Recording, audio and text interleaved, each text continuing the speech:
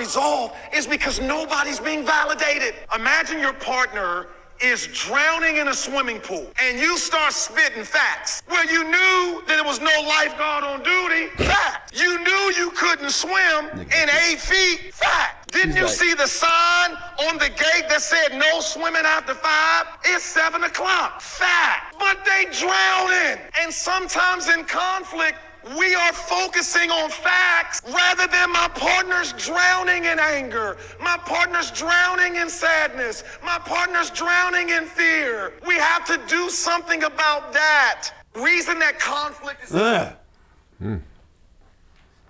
All the women are like, what is he talking about? Right now, every woman that just heard that just now is like, what is this supposed to be about? It's you! We're talking about you! This is raggedy as hell. Like, why would you start the show like this? Because this was my entire last week. So this is a you problem. Don't put that on us. I understood. You understood? I understood completely. What did you get from that? That it's better to understand and like have empathy for your partner when they're in a moment when they're overwhelmed than proving yourself to be right or having to like... I know that I'm right and give you all the reasons why. Like, you need to care about where they are mentally before you even get to that point. Right. Unless you're pregnant. And if you're pregnant, then you don't have to give a fuck about them at all for 2 years. If you're pregnant, even if you're not pregnant, you will make excuses for pregnant when people say, yo, you know what? Maybe y'all should get counseling to understand each other. Maybe y'all should just... Maybe men just need to be more educated. Would you be willing to go to a class with a man in your prenatal experience to say, yo, this is what I might go through? The women are like, no, fuck out of here. You just got to learn how to shut up. No. What's the problem? Y'all talk too much. Y'all need to just sit there and look pretty. For Shut 2 the fuck years. Up. Shut up, sit down, and look pretty. That's what you want to hear. You want some toxic shit to happen today, and I'm going to oblige. I'm with it. I'm super all right. with it. So then be with it then. Listen, all I'm saying. Shut up and look cute. Shut up. Are you saying and look cute? Shut up. You do. You look very nice. So shut up. Very much. And just look cute. What I'm saying is that will not happen ever. Ladies, I understand if a pregnant woman can't understand what she's going through. But a man has to go find support system, other places, or whatever. I had these long conversations with Zakiya Woods, Emmanuel Perez last week, with Amina Woods, a doula, Brooke and Colin Smith. By the way, that's today's episode. That's up today. That's a heavy episode. They went through infant loss at 9 months, at 40 weeks, as a matter of fact. Not even 9 months, 40 weeks in. Damn. And just had horrible treatment by hospitals. She had to give birth to that baby. That's a whole nother thing. But so I went through this, so I understand a lot more what women go through. Like, definitely. But you bitches in the comments not pregnant. You bitches in the comments not pregnant. I'm just not understanding how you can't even say, you know what, I understand, yes, prenatal classes or counseling or whatever to help men understand what they need to do for the woman, help him go through the range of emotions that she might experience over the next course of the 9 months. This is something that he could, because like I said, it feels personal. If I don't have the education, then I don't know. I don't know. But if I know this is coming, I'm able to go, oh. That's what we was talking about. This is what we was talking about in the thing. If I have a doula available, I can call her and say, hey, is this not like what, I'm feeling frustrated. And she'll say, no, that's part of this. Trust me. This is what I do. I can send you some literature. Let me send you a video. This is what you're going through right now. These are the steps that you need to take to make her feel more supported, to give yourself a little stress relief. Them in the comments, they just like, no. They said, actually, just shut up. Actually, just shut up. For 2 years? You trying to make sense out of nonsense is the problem right here, right now. Like, I am finally coming to a realization about social media. We are literally in a group simulation full of children that were in classrooms that only had 10 people and 4 of them people was adults. I don't want to talk to y'all. Like, we can't relate. there are things that are going to come out of your mouth that I'm not going to understand. There are things that are going to come out of my mouth that you're not going to understand. We are not aligned. I'm also having conversations about real life shit with 20-year-olds and 18-year-olds. Like, when are they going to put like age restrictions on social media? Like, I can only be following and contacted by people 35 and older, because I don't want to talk to a 20-year-old about nothing that got to do with life, because they're over opinionated, they're less educated, and they're quite frankly mostly stupid. So I'm getting it now. Like, look, you see, it's a lot, growth. yo. I'm and the getting thing it. is, you'll say something and they will make a whole narrative off of what you said, which is not what you said. Right. Not what you said. This girl Never said jumps that. in the comments. She's like, whatever, I said something that she didn't like. Fine, you didn't like it. That's cool. I ain't gonna argue with you about your perception. I don't know you. And I might be wrong. Guess what? It's a clip. Suck a dick. I don't care.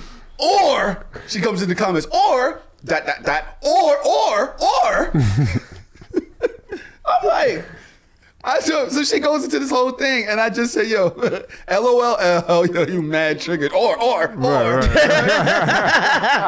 And I just go about my business because I just found it funny that's the way that she was communicating in the comments. Yeah. She comes back, excuse you, I don't have to agree with you. You put this up here for me to this, that, the other. And I'm like, Ma, For you? Ma, I don't care.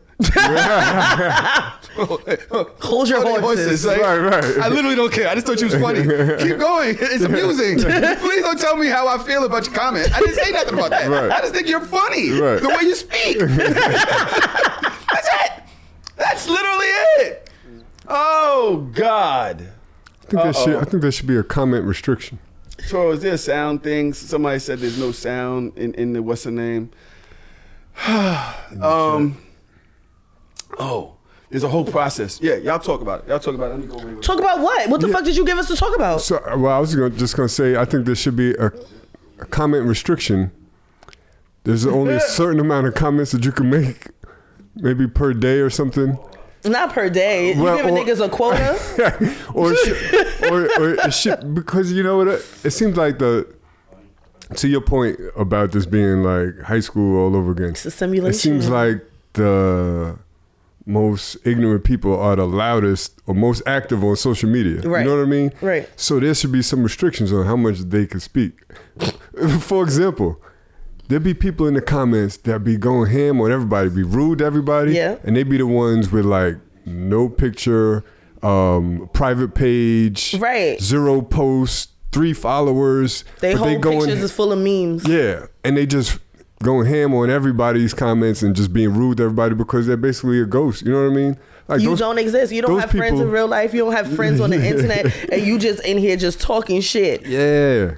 So it's like, I don't even know if social media is a real gauge of how people really think, because I feel like it's dominated by not real people. You know what I mean? Yeah, it's dominated by people that feel like who can I trigger the most about what I'm saying, whether I agree or disagree Yeah. with my own thought process. It's just like everything is performative and speculative, and it's stupid.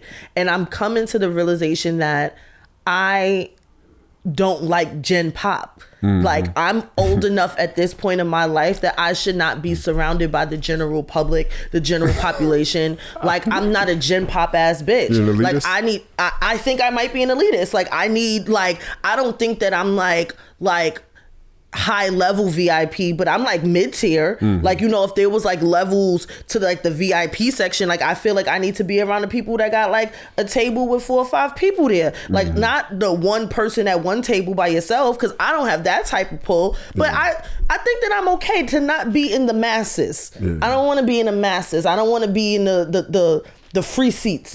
Like, I don't want to Free do that. seats. Like, I'm not a free seat bitch. Like, I don't want to be on the same line as you. Like, ugh. I got something to talk about with that. I don't know if I want to go into that early. That's a whole different personality thing. I want to talk about something else real quick. And y'all already know we need to talk about this. I've been talking about parenting for 5 days. There's a whole apocalypse going on outside. Not an apocalypse. There was an apocalypse going on. The East Coast, West Coast, but no, it's the North Coast, West Coast. North What is that? It's the lit people versus the curly people. Yeah. Oh, but curly people lit right now, if you go by social media. I don't know what you're talking about. Yeah, because there's way more people dancing in the park and the picnics, curly fests, now than it used to be. We used to be able to go to Griffin. We'd be partying around Ron Artest and Rihanna, right? Curly people wasn't in there. Black Twitter wasn't in there. Y'all wasn't in there. But now y'all lit. Y'all, the whole shit is black. Everything's Black Twitter right now. Yeah. The world is Black Twitter right now. So the lit people is kind of like the minority. We're getting bullied. The losers are standing up. Yeah. It's the nerd it's rebellion. It's an uprising. Fucking losers. I can't wait till the natural order of things goes back to the way it used to be. Like, lame people need to continue to be at the bottom of the totem pole. I'm sorry. It's not gonna happen. It's fine. They've ganged up and they've taken over the castle. Fucking losers. It's a lot of them. It was always a lot of them. There's always more losers than lit people. Like, that's the natural order, because if everybody's lit, then nobody's lit. This shit is not like, this is not equality. This is not what we're doing. This is a hierarchy.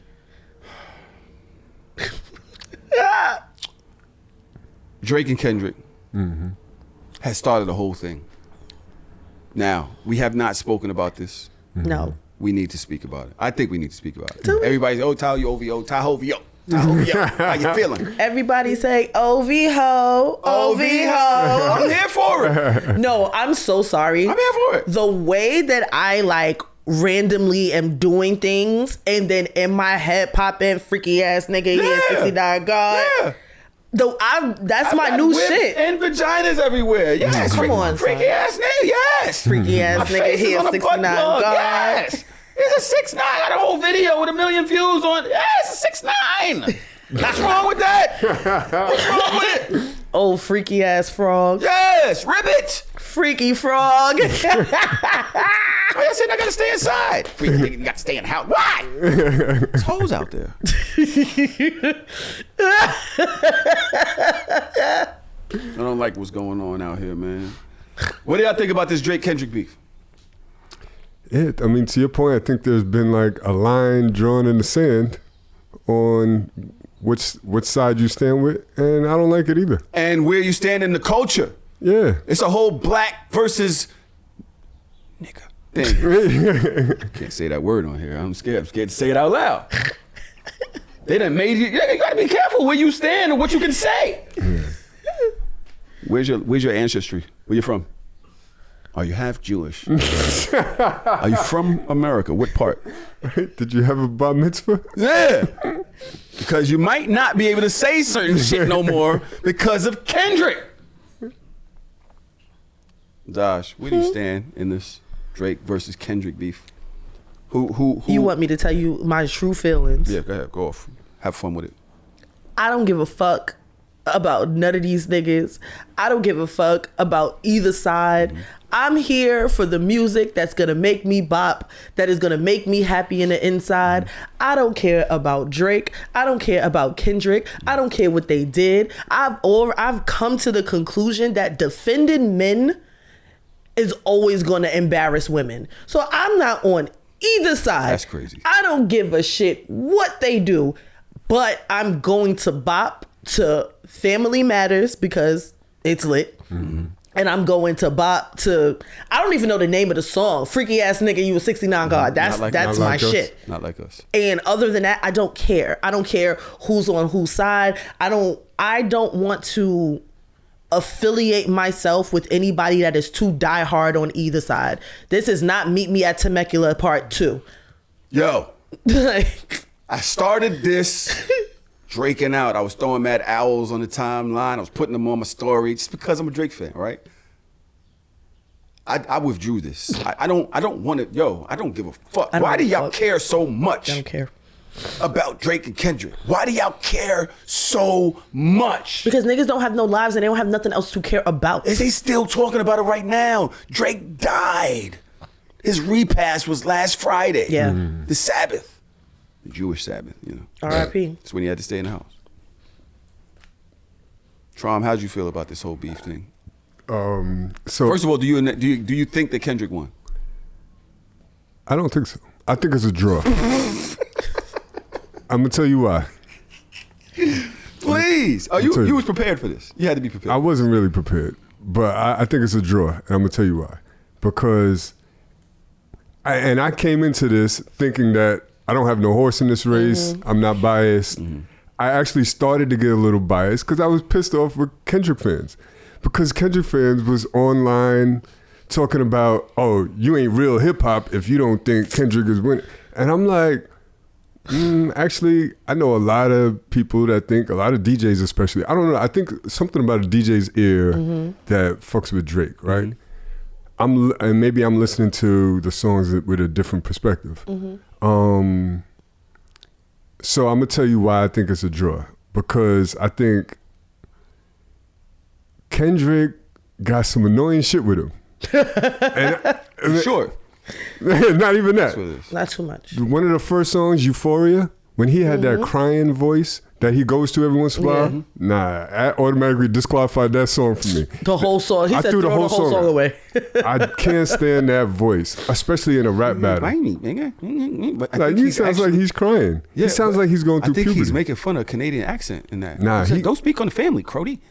He rhymes like that other times too. Okay. So I was never a big fan. He's somebody that I really respect. I like a lot of his music, but I'm not like a huge Kendrick fan. I prefer, and this is just my personal opinion, I prefer rappers that enunciate and they just speak with a regular voice. What kind of book? That's my I like. This is a different take. I've never heard this take. Nah, so and that's what I'm saying. I'm different, right? So voice is important to me in hip hop. You think about your favorite hip hop artist, or not even your favorite, the most popular hip hop artists, they all have a distinct voice and have a dope voice. Biggie, Snoop, Pac have a very distinct voice, right? You know what I mean? And I don't like Kendrick's voice. Nigga said I don't like that. I don't like the way that nigga sound. I don't take to it. Yo, that's crazy. I don't like your voice. Yeah.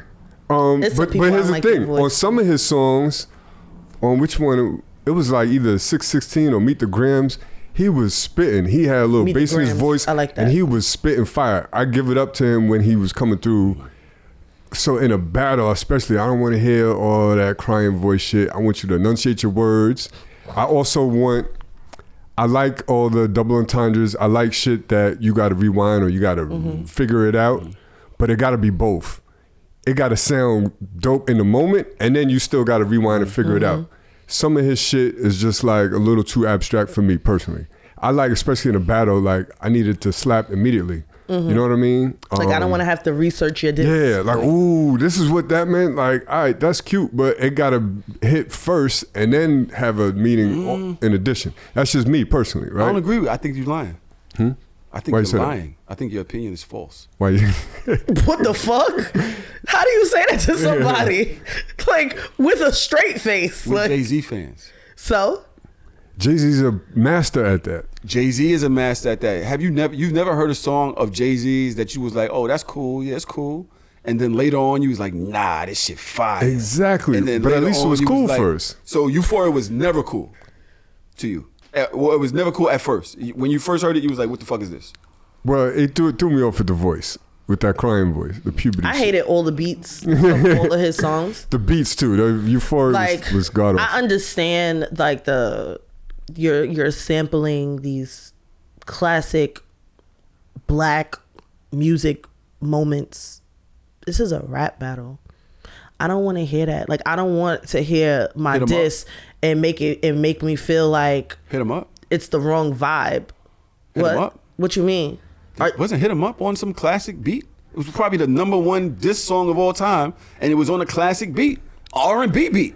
Respectfully, was it on Juicy or some shit like that? Respectfully, don't look any further. Respectfully, I'm 30. Don't look any further. I'm 35. Don't look any further. So yeah, you grew up in the time of Hit 'em Up. That was when you were an adolescent. I was 6. I don't. You were 6 when Hit 'em Up came out? What year was that? Let's look it up because I don't think y'all understand 1996, that. 1996. Yeah, must have been 95, 96. I was 6 years old. Okay, so why am I talking to you? Don't talk to me. You just sit right there and be pretty. Oh, thank you. I will. No problem. So, I got shit I don't like about both sides, but I just want to start off there because everybody's saying Kendrick won hands down. Hands down. And I don't think so. I'm a Drake fan. So, and I'm a Drake super fan. So here's the thing, Drake. Family Matters to me was the best song out of the battle. Same. Lyrically, beat, everything, right? The best overall song. Only reason why I don't give the battle to Drake is because, and I also think Drake was clever with the chess match of feeding him info and none of the shit was true and all that. But at the end of the day, what was true and what wasn't was all up in the air. It was a lot of allegations with no receipts on both sides. So that was like a draw because they was both throwing shit out there without no receipts. It's like, it's getting a little tired. The thing with Drake is he had good strategies, but Kendrick counteracted quick.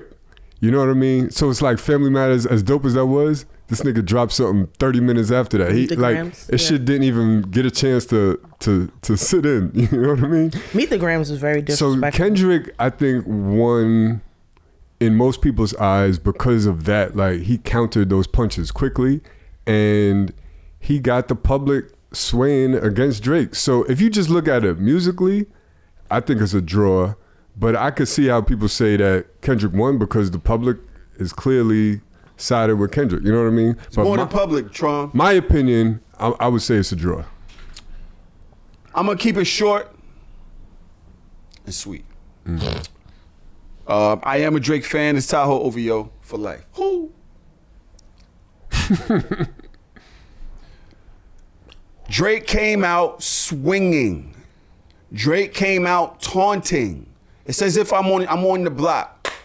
This is my corner. This is my corner. Nobody ain't selling nothing around me, right? Little nigga come on the block. He like, yo, I've been out here my whole life too. What's up? You like, nigga, you pussy. Your mom's pussy. Your brother pussy. What's up? Throw your shit up. Nigga box you down to the point where you don't even want to come outside no more. And he's standing on the corner. It's not about public, nothing. Drake quit. That Heart Part 6, he quit. That was it. I'm gonna keep it more real. Drake was talking mad braggadocious and tailor-made. Yeah, we waiting on you. Nah, you gonna come get this smoke. So Euphoria came out, people was already saying Kendrick lost. The entire tide changed by the time Euphoria came out. Fuck it, Drake fans gonna believe what they wanna believe. Fine, Kendrick fans believe what they wanna believe. And then you got people who just hate Drake, who was always just gonna hate Drake. When Drake dropped, then he comes with 616, which was a Drake type of song from Kendrick. It was very, and that Al Green, that shit was tough to me. That song, I still can pick apart lines in that song, right? Keep in mind, I like Kendrick music. I'm not a Kendrick fan. There's several albums of his I've never heard and probably never will. Same. Just not my thing. Yeah. But I thought his last in album hearing sucked. these songs, I'm like, oh, he going in. The shit that he's saying, right? Let's not even talk about that. Let's go back to strategy. Family Matters jumps, right? What Kendrick did with the strategy, fuck dropping a half hour after, he broke down Drake's son, his mom's, his dad, his future kid or other kid or whatever that is. And even if they take that out, it was still dope. It was still dope. And then he talked to Drake like, yo, why would you even talk about my family? I thought we was gonna keep this. That's something in you.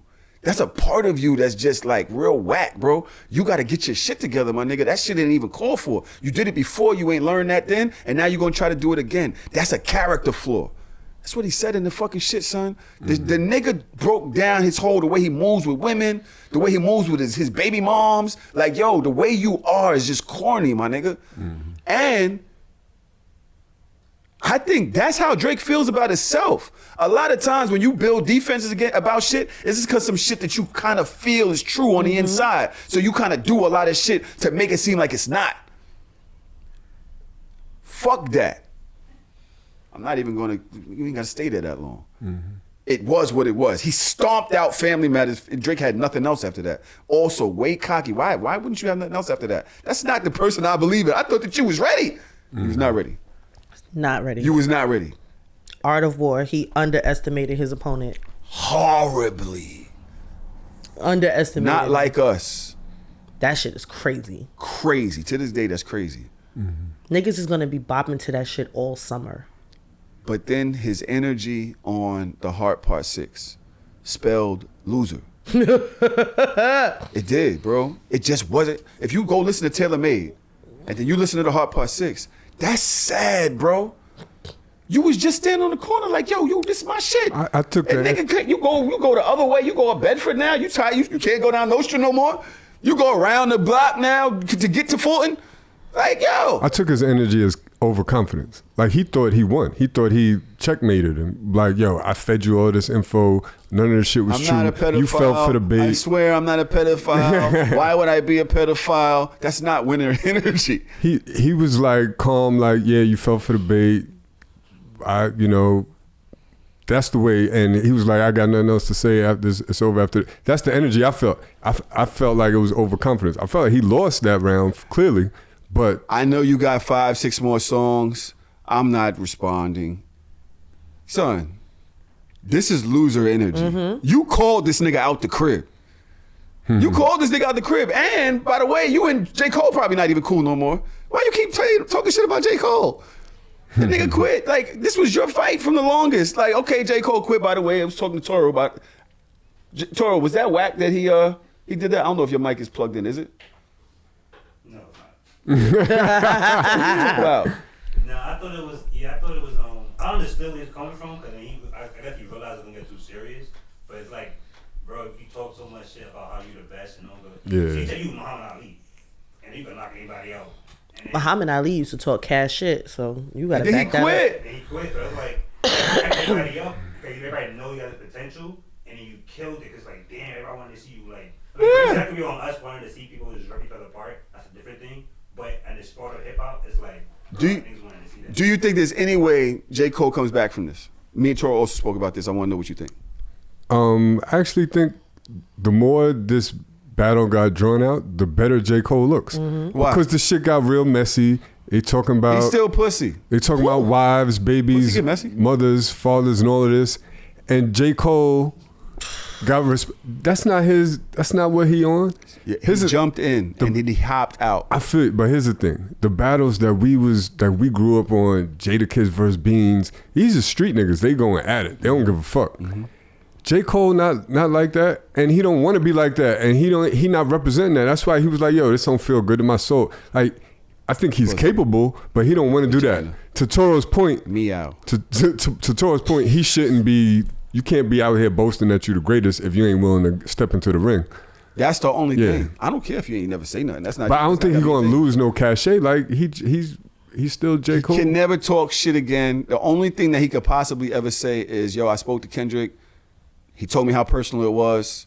I was just on some hip hop shit, and he said, yo, this ain't even with you, but it's about to get real nasty, and so I just excused myself. But adding personal jabs is hip hop shit. It's always been hip hop shit. Yeah. So I don't know.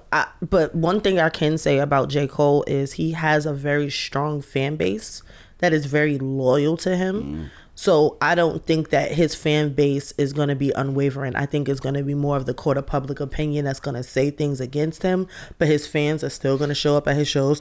They still going to buy his albums. I've never heard a J. Cole album in my life, like ever. Yeah, so I can't. A whole one? I put him on.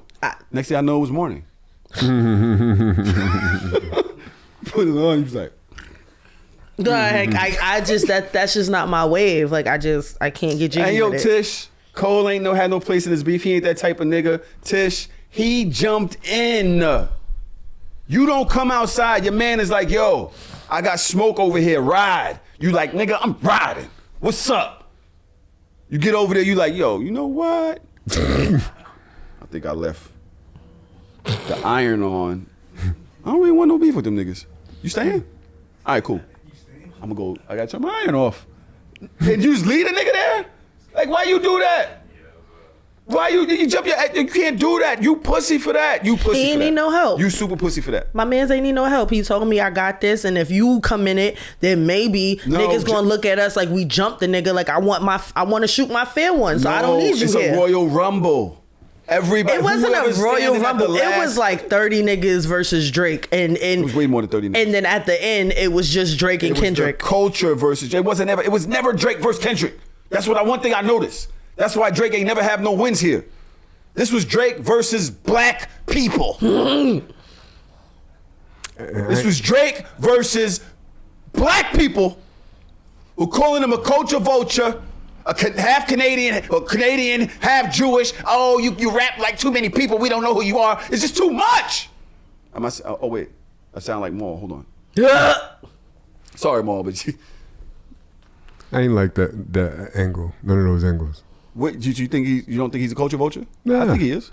I think he's been accepted since he came out 2009. Now all of a sudden it's a problem. Like, and here's the thing. He wasn't culture vulturing too much in 2009. He wasn't widely He's a black accepted. man. Like, since when are we dissecting how light skinned you are, how biracial you are, and all of that? That shit is corny. That conversation is mad whack. Oh, you're not really, really black. Well, you grew up in the Jewish community. It's like. Josh. We have to also understand, if we're looking at the history of Drake and hip hop, he was not widely accepted from the beginning. He just probably recently got accepted from the masses maybe 5 years ago. Because in the beginning, niggas was like, he's not hip hop, he's singing and rapping, da-da-da-da-da. We like singing Drake better than we like rapping Drake. Like, it wasn't your generation that had him and accepted him with open arms. It was mine. It was the millennials, and we fucked with him because we liked the difference. We weren't completely, we weren't gangsters. Like, we were academics. Like, we liked, no pun intended, Jesus Christ. We liked like backpack Kanye. Like, I remember in high school, like, one of my niggas went and got a Louis Vuitton backpack because Kanye had a Louis Vuitton backpack. Like, it kept the tag on to let niggas know that this ain't some Canal Street shit. And we was just like, Pookie, what we doing? He's like, nah, fuck that. I'm one of them. Like, we had our collars popped up. And that's like, the beginning. Degrassi was our Real Housewives. Yeah. Like, we fucked with Drake from when he started rapping on Degrassi. So that was our generation that accepted him. And that happened after, you could finish, but that happened after 50 versus Kanye. Yeah. People realized it was cool to be Kanye. Yeah. And that kind of shaped a whole generation. You ain't just got to be a gangster to be cool out here. Right. And then after that comes Drake, and that kind of music is like, oh, I can actually fuck with this and still be black? Yeah. I can fuck with this and still be cool? Right. I ain't bad, because I ain't really fuck with the gunshots 9 times, Right. the drug dealers and all, Jada and Bina. I ain't with all that. I mean, it was fun to cosplay a gangster. Like, it was fun to rap the locks. It was fun to rap Hove. It was fun to rap DMX lyrics. Like, me and my friends, we still do it to this day. We ain't never sold a drug, ain't never been in a gang, ain't never shot a gun. We didn't have to, that was not our day to day. We knew the gangsters. We said what up to them and dapped them and shit, but we was never in their shit. So the community, the culture as a whole was very against him. You remember even back on the Breakfast Club years ago when DMX literally said that Drake is not hip hop. He was like, this nigga's not hip hop. And then he went back and was like, that's kind of fucked up to say, but that's how everybody was looking at him. And they still looking at him like that more once they found out that he don't write his rhymes. Yeah, oh my God, that shit was a whole debacle part too. of the community that didn't fuck with Drake. So she actually extremely right about that. And then you look at people like the Dr. Dre's of the world, like Hove was writing your shit, but nobody has ever said Dr. Dre is not hip hop. Like, oh no, he can never rap again. He's not hip hop. He's not real. It's like Jay-Z was writing all that shit. You never looked at Dr. Dre as a lyricist. But Dr. Dre is a hip hop artist. If you look it up, he's a hip hop artist / producer. He did both. But lyricist is different, right? Rapper is different. I still would look at semantics. Dr. Dre as a DJ or a producer. What do you think? I don't look at him as a right. He's not like a rapper, right? So you could do it. I feel like my generation we did. Khaled could come out with an album. I would never look at him as a rapper. He's never rapped. So, and that's the thing. I look at Drake as a rapper, but also a musical artist, and he doesn't just make rap songs. So, if you look at his discography and you find out he's collaborated on songs, I'm like, okay, he's not a rappity rap nigga. Like, he makes songs. He makes pop songs. He makes fucking reggaeton songs. He makes all types of shit with melodies and for him to collaborate with people, similar to like Kanye. Kanye is an artist, an artist first and rapper second. He can rap his ass off, but he collaborates with a lot of motherfuckers, and he gets a lot of input. Drake exactly. That don't mean that he can't spit. Right. You put either one of them in the booth and they could spit. So I don't like the narrative like, oh, he don't write. Like the nigga could out rap 99% of these niggas out here. The culture vulture thing is more that he takes from all of these different places, doesn't build up the places like say Memphis, Houston, Atlanta, things like that. I disagree with that. I think that he's always put other artists on or at least jumped on their shit. And as my guy Marlon, who actually lives in Toronto, said, like, yo, I have to walk with you on my shoulders once I do a song with you. I do a song with you. Your career is up to you after that. Yeah. There's several people. I'm not going to say the Migos because I heard this. But after Versace, we knew who the Migos was. Facts. I'm not going to say that he made them because it had to be something before that. But I didn't know who they was before Versace. Lil Baby. Lil Baby too? Yeah. The first song that everybody heard Lil Baby on, mainstream-wise, was the Drake feature. See? So Drake has, and you can name a few other people that he did that with. Some of them pop, some of them didn't. Some of them didn't. The Weeknd, you know what I mean? But it's like, so if he does songs with a New Orleans bounce beat, and then he does Afrobeat shit, and then he does some West Coast shit, that's at the level that he's at, he's putting those sounds and eras on a map, on a mainstream. He's giving light to those. And I'm not like here just fanning for Drake, but I gotta call it how it is. And I don't think enough people are calling it how it is. And people are just quick, because he's an easy person to be like, oh, he halfway, he culture vulture. I'm like, I don't like that type of narrative. And I also don't like the fact that a lot of people that are gonna get criticism are the ones that are creating new lanes and new waves. Shit that's new, people don't know how to accept it, and they're gonna critique you for it. Like you said, he wasn't accepted at first because he's coming with a new brand of hip hop. So people don't know what to do with it. You know what I mean? If you came and you sound like DMX, it's like, okay, I could put you in a box. You DMX, you that nigga. You know what I mean? They say that Toronto don't have no sound. They say that he don't sound like Toronto.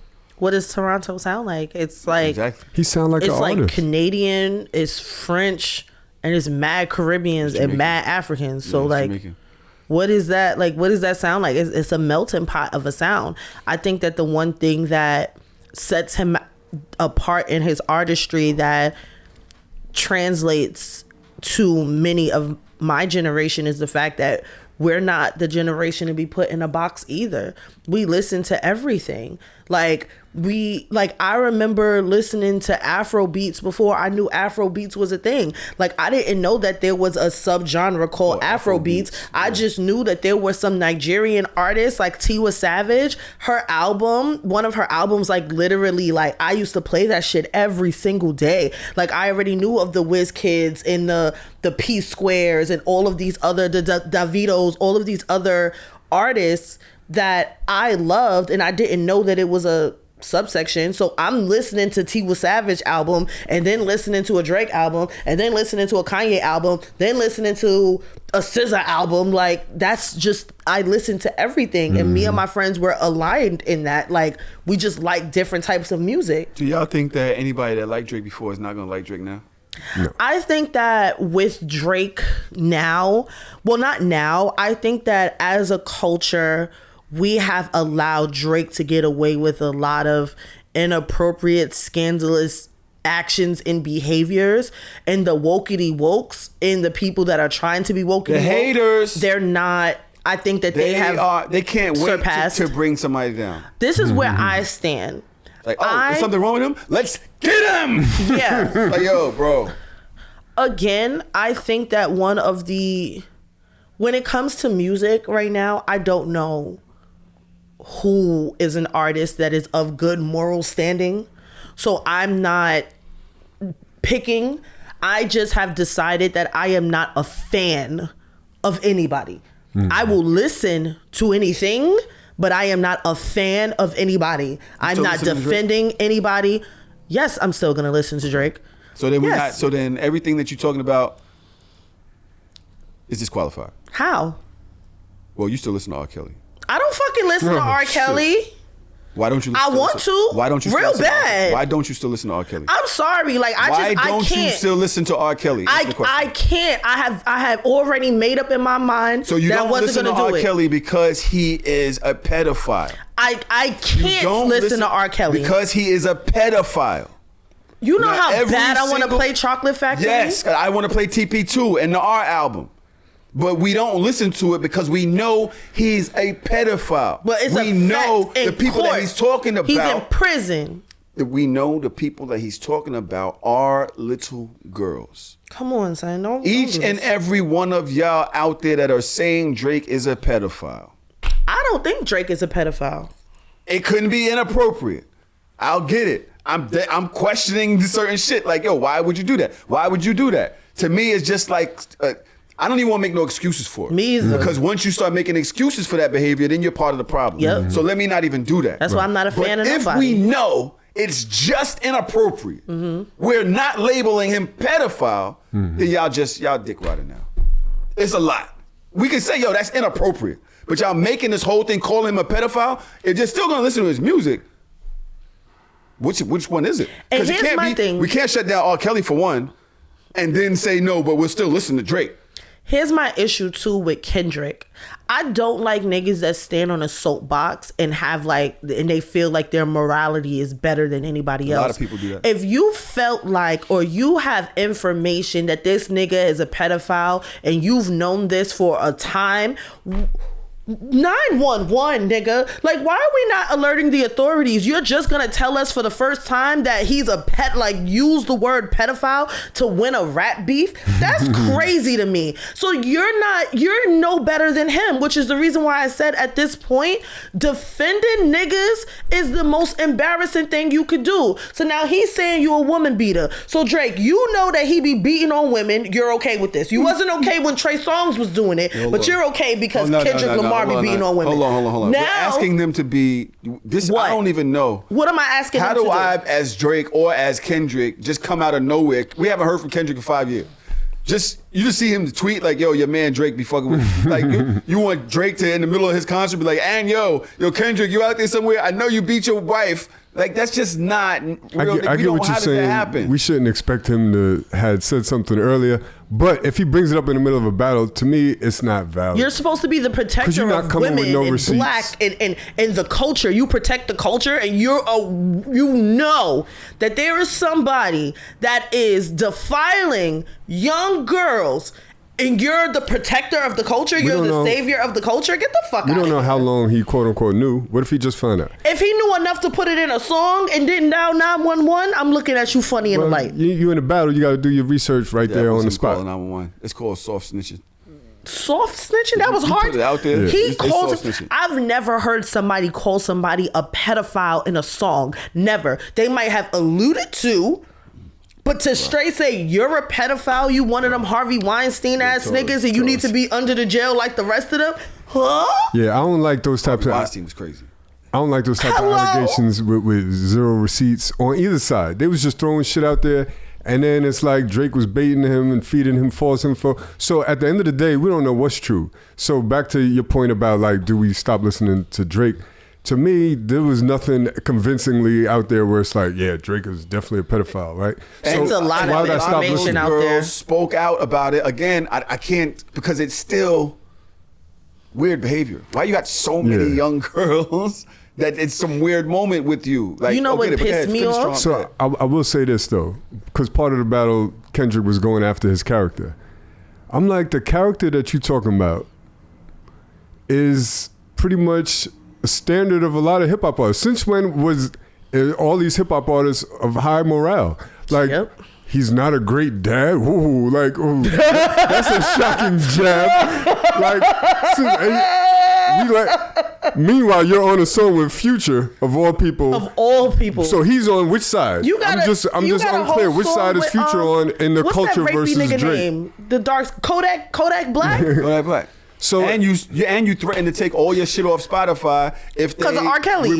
if they cancel R. Kelly. So that's why some of those the character jabs about Drake, I was like, I had a conversation with Ben Amin about this. We was laughing about it because I'm like, Drake was never like, you didn't knock him off of a pedestal for me because I never had him on a pedestal. I never looked at him as some Martin Luther King type nigga that could do no wrong. So it's not like you fed me information like, damn, he's bad when he's with women. Yeah. Like, so fucking what? So 99% of these rappers out here, like, so it's like not even rappers. You could just go male musicians, right? Period. Like across the board, you have rock stars and pop stars that have married and have been in relationships with teenage girls. There is no man that is in entertainment that is the pinnacle of morality. Y'all all suck. All of you. Find me one. Find me one man that is at the pinnacle of morality and is a high-level entertainment star. Somebody find me one. Just one. I can't think of not one. Me either. So. Damn. One. Why are you agreeing with that? Because it's true. Because I can't. And it also backs up my point. So is that a big, shocking diss to Drake? It's like, oh, yeah, his character is in question. Like, It's niggas in the hood right now that you probably dapped up 47 times that had a 16-year-old girlfriend when they was 25. Like, nobody is at the top of morality when we're talking about these things. So this is what I would like. I would like to bop to the bops, and I don't give a fuck about these people as people because they are not in my circle. I don't know you. I'm not vouching for you. I'm not defending you. I am not a fan of none of that shit. Even Jay-Z, I lost it. I lost it for all men. I'm not mad at that. Because and the minute we die hard, you defend certain behavior, I'm off. Then you become part of that. Like that's on your jacket too. Oh, you're okay with certain shit, and I just can't defend certain shit. You know, grooming, anything that's like that, anything that you don't realize you're being manipulative. Yes. Or, you know, controlling based off where you are in society, your power dynamic, whatever, age, all of that. You know, if I'm going to come at Drea, then I got to say the same thing about Hov. And I definitely got to say the same thing about Drake. You know, it goes on and on. I've seen it several times over and over. I'm just not going to, I'm not going to address that shit. We're done. Just as far as that. Okay. Well, I can't wait till Drake drops another song. Yeah. I listen to Kendrick every day now. I listen to all of them. I listen to the whole playlist. Really? I listen to the whole playlist basically every day from the Brooklyn to the Bronx, maybe twice, if depending on what old Kendrick, you mean?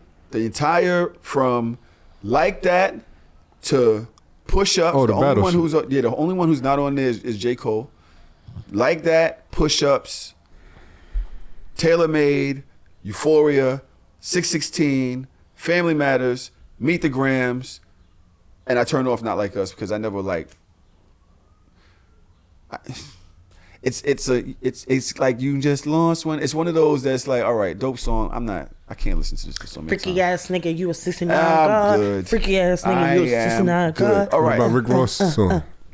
Rick Ross's song was alright. I just think that he's kind of clownish, but Games. Did you hear Games diss? Nah. Game diss to who? Rick Ross. Games diss to Rick Ross is up there in the top 3-4 records in this whole thing, but nobody fucks with it because it's the game. Yeah, and because I don't fuck with the game. Morality. I do not fuck with the game. I told you this, Toro. But the shit comes on directly on the playlist. The Games disc comes right after Rick Ross's. And he smoked it. They got beat changes, voice changes. He smoked it. His bars is crazy. We just don't fuck with the game. It's just like a tree falling in the forest. So let's talk. If we're gonna talk about rap beefs, can we also talk about how Chris Brown obliterated Quavo? Oh man. Yeah. Oh, we didn't do this. We haven't been here together, but like obliterated. That was so good.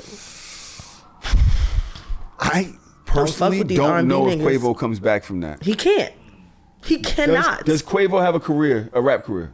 He still have a decent career, but no one knows enough of nurses anyway, so I don't think anybody expected him to win anything with this. I think Quavo's done. That nigga said they killed the wrong nigga. That's I fucked your bitch while you was with her. That's crazy. I think we're being prisoners of the moment. Everybody's gonna come back from this. Like nobody's. No. Quavo's already done though. Nobody's going. Quavo's career was already shaky. He already didn't really have no motion. You know what I'm saying? The Migos, all three of them, I think, well, sorry, take off. I don't mean it. All right. Offset, he has a little bit of play over there, riding the Migos / Cardi wave. He still got his little movement, right? Quavo was trying to do the thing with Takeoff. Takeoff, God bless the dead, is not there. Quavo tried to do his own thing. Don't hit the same. It just wasn't doing nothing. It just done got that thing to it. That was a year ago. That was a year or 2 years ago. Now this, I don't see where he has legs to stand on no more. I don't think anybody's checking for Quavo. He just I don't think needs to anybody be an was checking actor. for Quavo. He needs to be an actor and a model. It clears. He's beautiful. It definitely kills whatever momentum or lack thereof. But all of these dudes is just some good songs away from bouncing back. Because I remember when I thought Rick Ross was done. When 50 Cent was clowning Rick Ross, Officer Ricky, and he was going in, Rick Ross ain't have no comeback. Rick Ross had mad comebacks. He kept. His shit was real lame. 50 Cent was smoking him. I don't agree. And then Rick Ross dropped a fire-ass album, and nobody mentioned nothing about the Officer Ricky shit ever again. Because he dropped some great music. Yeah. I mean, Tia Kemp be on his ass. None of these niggas is dead. All right. Tia Kemp be waxing Rick Ross' ass. Let me see where I'm going with this. It has been weeks since I think we've been in the studio. And it may be weeks before we're back. Things are changing. We're going back to 2-week drops, I think. 2 episodes a week. But we need a break. I just been super overwhelmed with everything. Trom, I know you said that you've been kind of overwhelmed as well, saying that you might, need to take a back seat. So we just kind of figuring restructuring out and stuff like that. Am I right? Yeah. We Yes. good? Good. So this might be the first break So Shameless has had ever. In the 5 years that all 3 of us have been here together. In the 5 years that we've been here together. What I will say is if you're on Patreon, and I didn't speak to you about this, I think we still should do something for Patreon. Of course, duh. So weekly, we'll still have Patreon episodes going up weekly. But just on the live streams, we will be taking a short break just to figure out what we're going to do, how we're going to do it, things like that. If you're in the Patreon, you will still get weekly episodes. I'm not going to give y'all the link. Go back to the old episodes. I'm not doing it. Patreon.com/So Shameless Podcast. I'm not doing it no more. I'm not doing that no more. But if you're in the Patreon, you will get live streams. I got a bunch of small topics. Are y'all ready? Let's go. I think we should go to something funny before we go into something that I know that you want to argue about. What I want to argue about? Just know. I don't want to argue today. What do y'all think is wrong? Are these hers? What is that? It's a thong. It was in your closet. That's not possible. Well, whose are they? Nobody's, because it's impossible. Impossible what? That someone would leave them, or you'd forget? Or that I'd find them? Impossible because I've been faithful. Which closet? Which closet? This is insane. You're denying this. Absolutely. The only woman who's been in this place since I moved in is the landlady, and she couldn't wear that as a wristband. So where do they come from? Look, I swear to you. Claire, I swear on all things good and true, I have no idea who they belong to. And the fact that you don't believe me, the fact that we've been through everything that we've been through, and that you still don't trust me on this is quite frankly disturbing. Well, in that case, I'll put them back on. They're yours. You passed. You're gaming me. I just needed to hear you say it. You're that upset. Yeah, I think so. You dirty bitch. Tron, what's your reaction to that situation? That was his reaction. If that's you in that situation, what happens? Yeah, I'm gonna be just like him. I mean, it's good that he could be that confident. Cause you know what I mean? A dirty nigga might have been like, let me try to remember who the fuck I had in here. But he was like, nah, that's impossible. Like, I've been faithful, so. If that happens in your crib right now, are you sure they're not hers? Are you sure that you don't know who those are? Yes. Like, is there a sliver of you that thinks in the closet where? Like, Is it like there's a sliver of me that's like, this shit could have been from 12 years ago. I lived in this house for 20 years. And I didn't do deep cleaning in a while. But there's no sliver of me that is something that I fucked up on in the last 6 years. Not. Of course You know not. what I mean? But it could still be somebody else's that you just didn't know it was there. And now, yeah, it could be somebody's laundry. She does that to me, I'm definitely like, I've never cheated. Right. But in my mind, I'm like, there have been times where we were open. Right. There have been times where we weren't together. Yeah. Where exactly did you find this? Like, the fact that she's playing that game, though. Mm-hmm. I don't like that shit. Not only don't I like it, I think I don't like it. Like, I think I'm holding on to that. Mm-hmm. I think that I don't like the fact that you just did that. Yeah. Josh, why would a woman do something like that? But She said, I just needed to hear you say it. What does that mean? I don't know what type of trauma, what type of shit that they went through in their relationship that she felt it necessary or deemed it important to even put him through that type of a test. But that shit is toxic as hell. I can never, like, my brain can't even compute, like. You've never tested a man? Not like that. What's a way that you've tested a man? That I've tested a man? Give me a way that women test men. What are ways that women test Well, men? I know that women will do stupid shit like have somebody DM their man and like ask them if they have a girlfriend or something like that. Like just playing on people's social media, playing on people's phones type thing. I have trauma from that. I've never I do. I've never done anything like that though. I have trauma from that. I've played games, but I've never played games like that. Like I don't like to insert somebody else into my bullshit. Like when I play my game, it's a 2-player game. Mm-hmm. It's just that's just it. It's just anytime play a together. chick hits me asking me if I want to fuck something, I be like, you know, I'm engaged. You want to fuck her too? Like, what are you saying? You're Because you know traumatic. this is how we play. So because I don't do things, I make sure that I put that out there because I don't. Who sent you, bitch? Yeah, that's my shit. Who sent you? Yeah.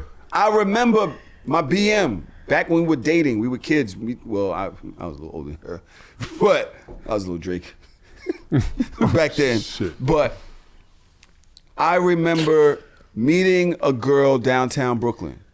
Shorty bad. Mm-hmm. I start following behind her. I get to talking to her. She give me her number. She calls me later that day. We going back and forth. I'm sitting on my bicycle. I'm on my bike. Like, yeah, shorty, come see you, She talking to me. All right, let me call you right back. Soon as I hung up, Rashida called me back. You bitch ass nigga, that's my sister.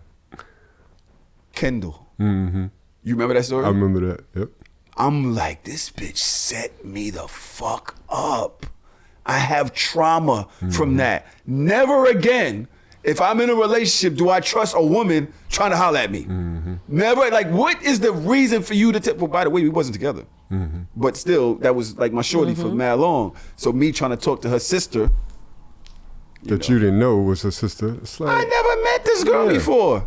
I've never met this girl before. It's out of bounds. Why would you send her at me? Yeah. Why wouldn't she just say, no, you talk to my homegirl? Right. Yeah. Oh shit, you talk to my sister. We've never met. We're not together. Everything is funny. Why is it funny? That's not funny. It's traumatic. It is traumatic, but everything is I'm sorry, I can't.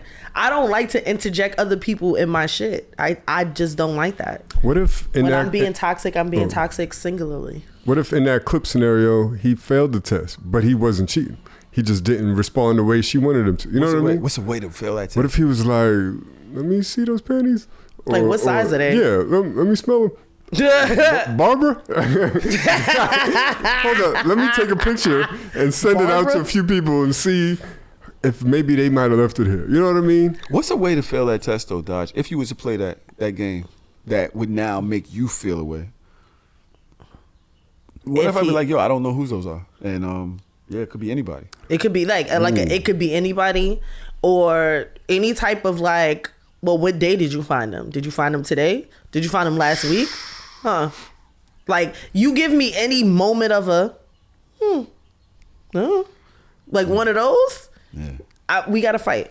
What if he start thinking of all the female friends he has that might have been over, but he ain't smashed, but they might have got changed in the crib, but that could still What be kind of shit is that? That's what I'm saying. So it could be something that could be a problem, but it ain't because he cheated. It's just because, wait a minute, such and such was in the crib getting dressed like, oh, I don't know. Crazy. My daughter comes up here, does her hair in the mirror right here, leaves her Crocs, does shit.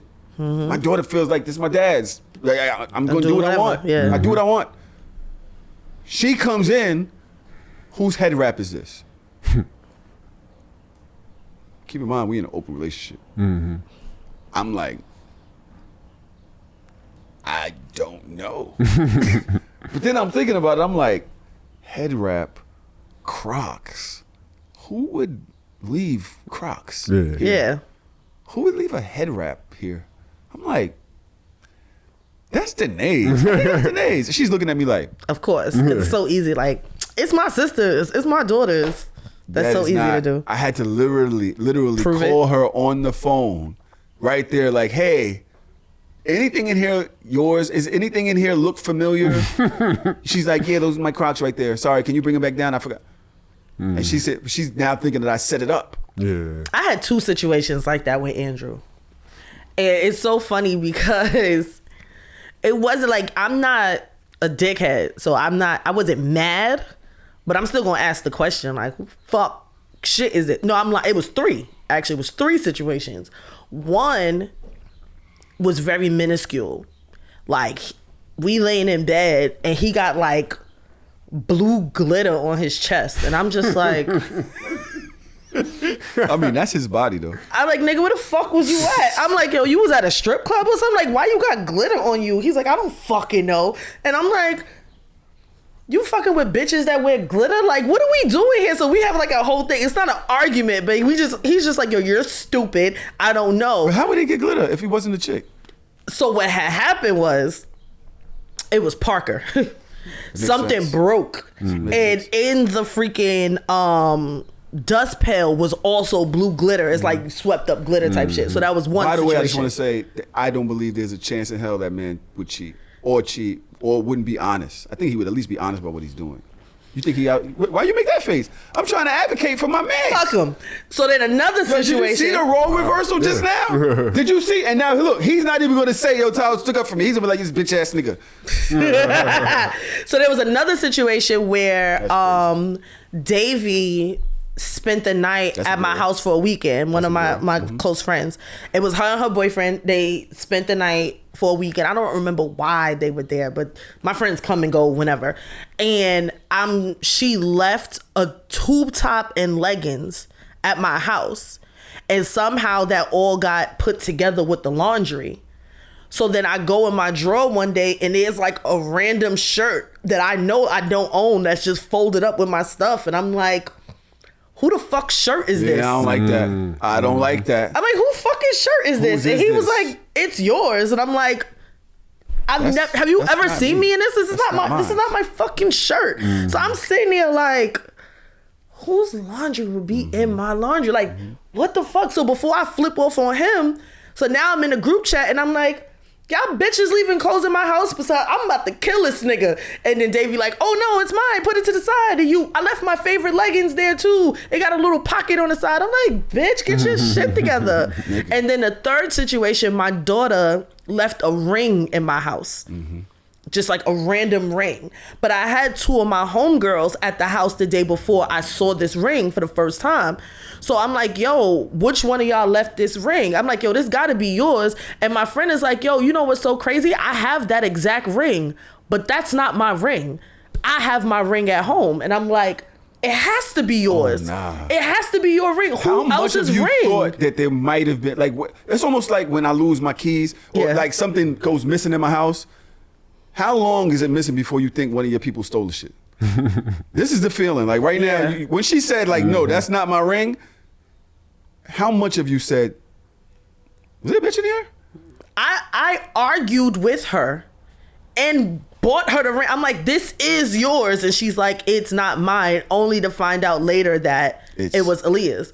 Aaliyah was like, "Oh yeah, so I left my ring at your house. So can you bring it to me?" I'm like, why you want your daddy to die so bad? Right, yeah. Like, you want me to kill him? So give me a 0% to 100%. Zero. How much percentage was you thinking? Is there something slimy going on here? 0. I was convinced that it was my homegirl's ring, and she could not tell me that it wasn't hers. Not one time in all of that. Nah. So I'm gonna keep real. Maybe I'm just. She had my son's T-shirt folded in the drawer that she made for me in the house. Mm-hmm. And I'm looking at it like, yo, this is not my shirt. Mm-hmm. So don't laugh. Because we was broken up for a minute. Anything could happen, right? It's talking about half a year damn near. So I'm looking at the shirt, and now I'm looking at her, and I'm like, because I don't want to have this conversation. I've kind of gotten over whatever we did. You know what I mean? We would disclose everything, but you told me wasn't nobody in the crib, though. And I'm looking like, do I want to start this shit? I'm happy. I'm in a good space. I want sex tonight. I don't easily get over things once there's a thing. I need a couple, so if I make this a thing, it has to be resolved. Whose shirt is this? Because I also am not good with what's the word? Not going into the beef. There's a whole term for that. I have to go into it. Yeah. I just not good with de-escalating or something like that. I'm not good with it. I have to go. So I'm holding it. I'm literally holding it. The drawer's open. I'm sitting in the chair and I'm looking at it. I'm looking at her. She's on the bed on her phone. I'm looking at the shirt. And I'm like, whose is this? And she's like, that's Elijah's. And I'm like, this don't look like Elijah's. This is Elijah's. Because what looks like, so like, how does an article of clothing look like a person? But she knew, because right next to it was another one. It was the day they spent the night at the crib. Both their shirts were there, which now makes sense.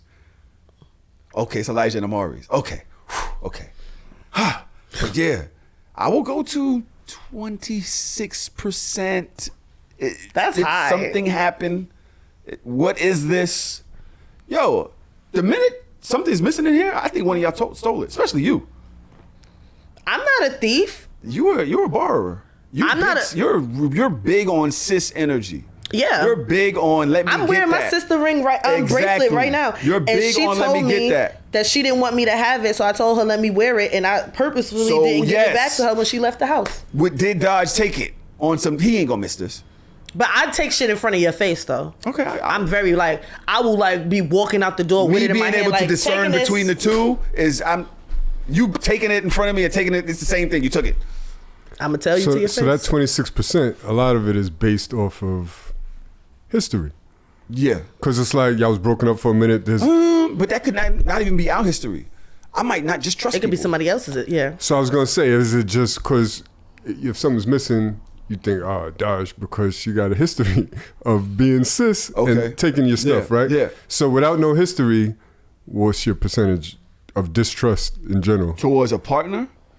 It's still gonna be there because of Monique. The bitch from middle school? 7th grade. Yeah. It's there from that. Yeah. It's literally there from that. Over that. She fucked with Akbar. We was in the crib and we walked to the elevator. I don't want to hear the story again. Yeah.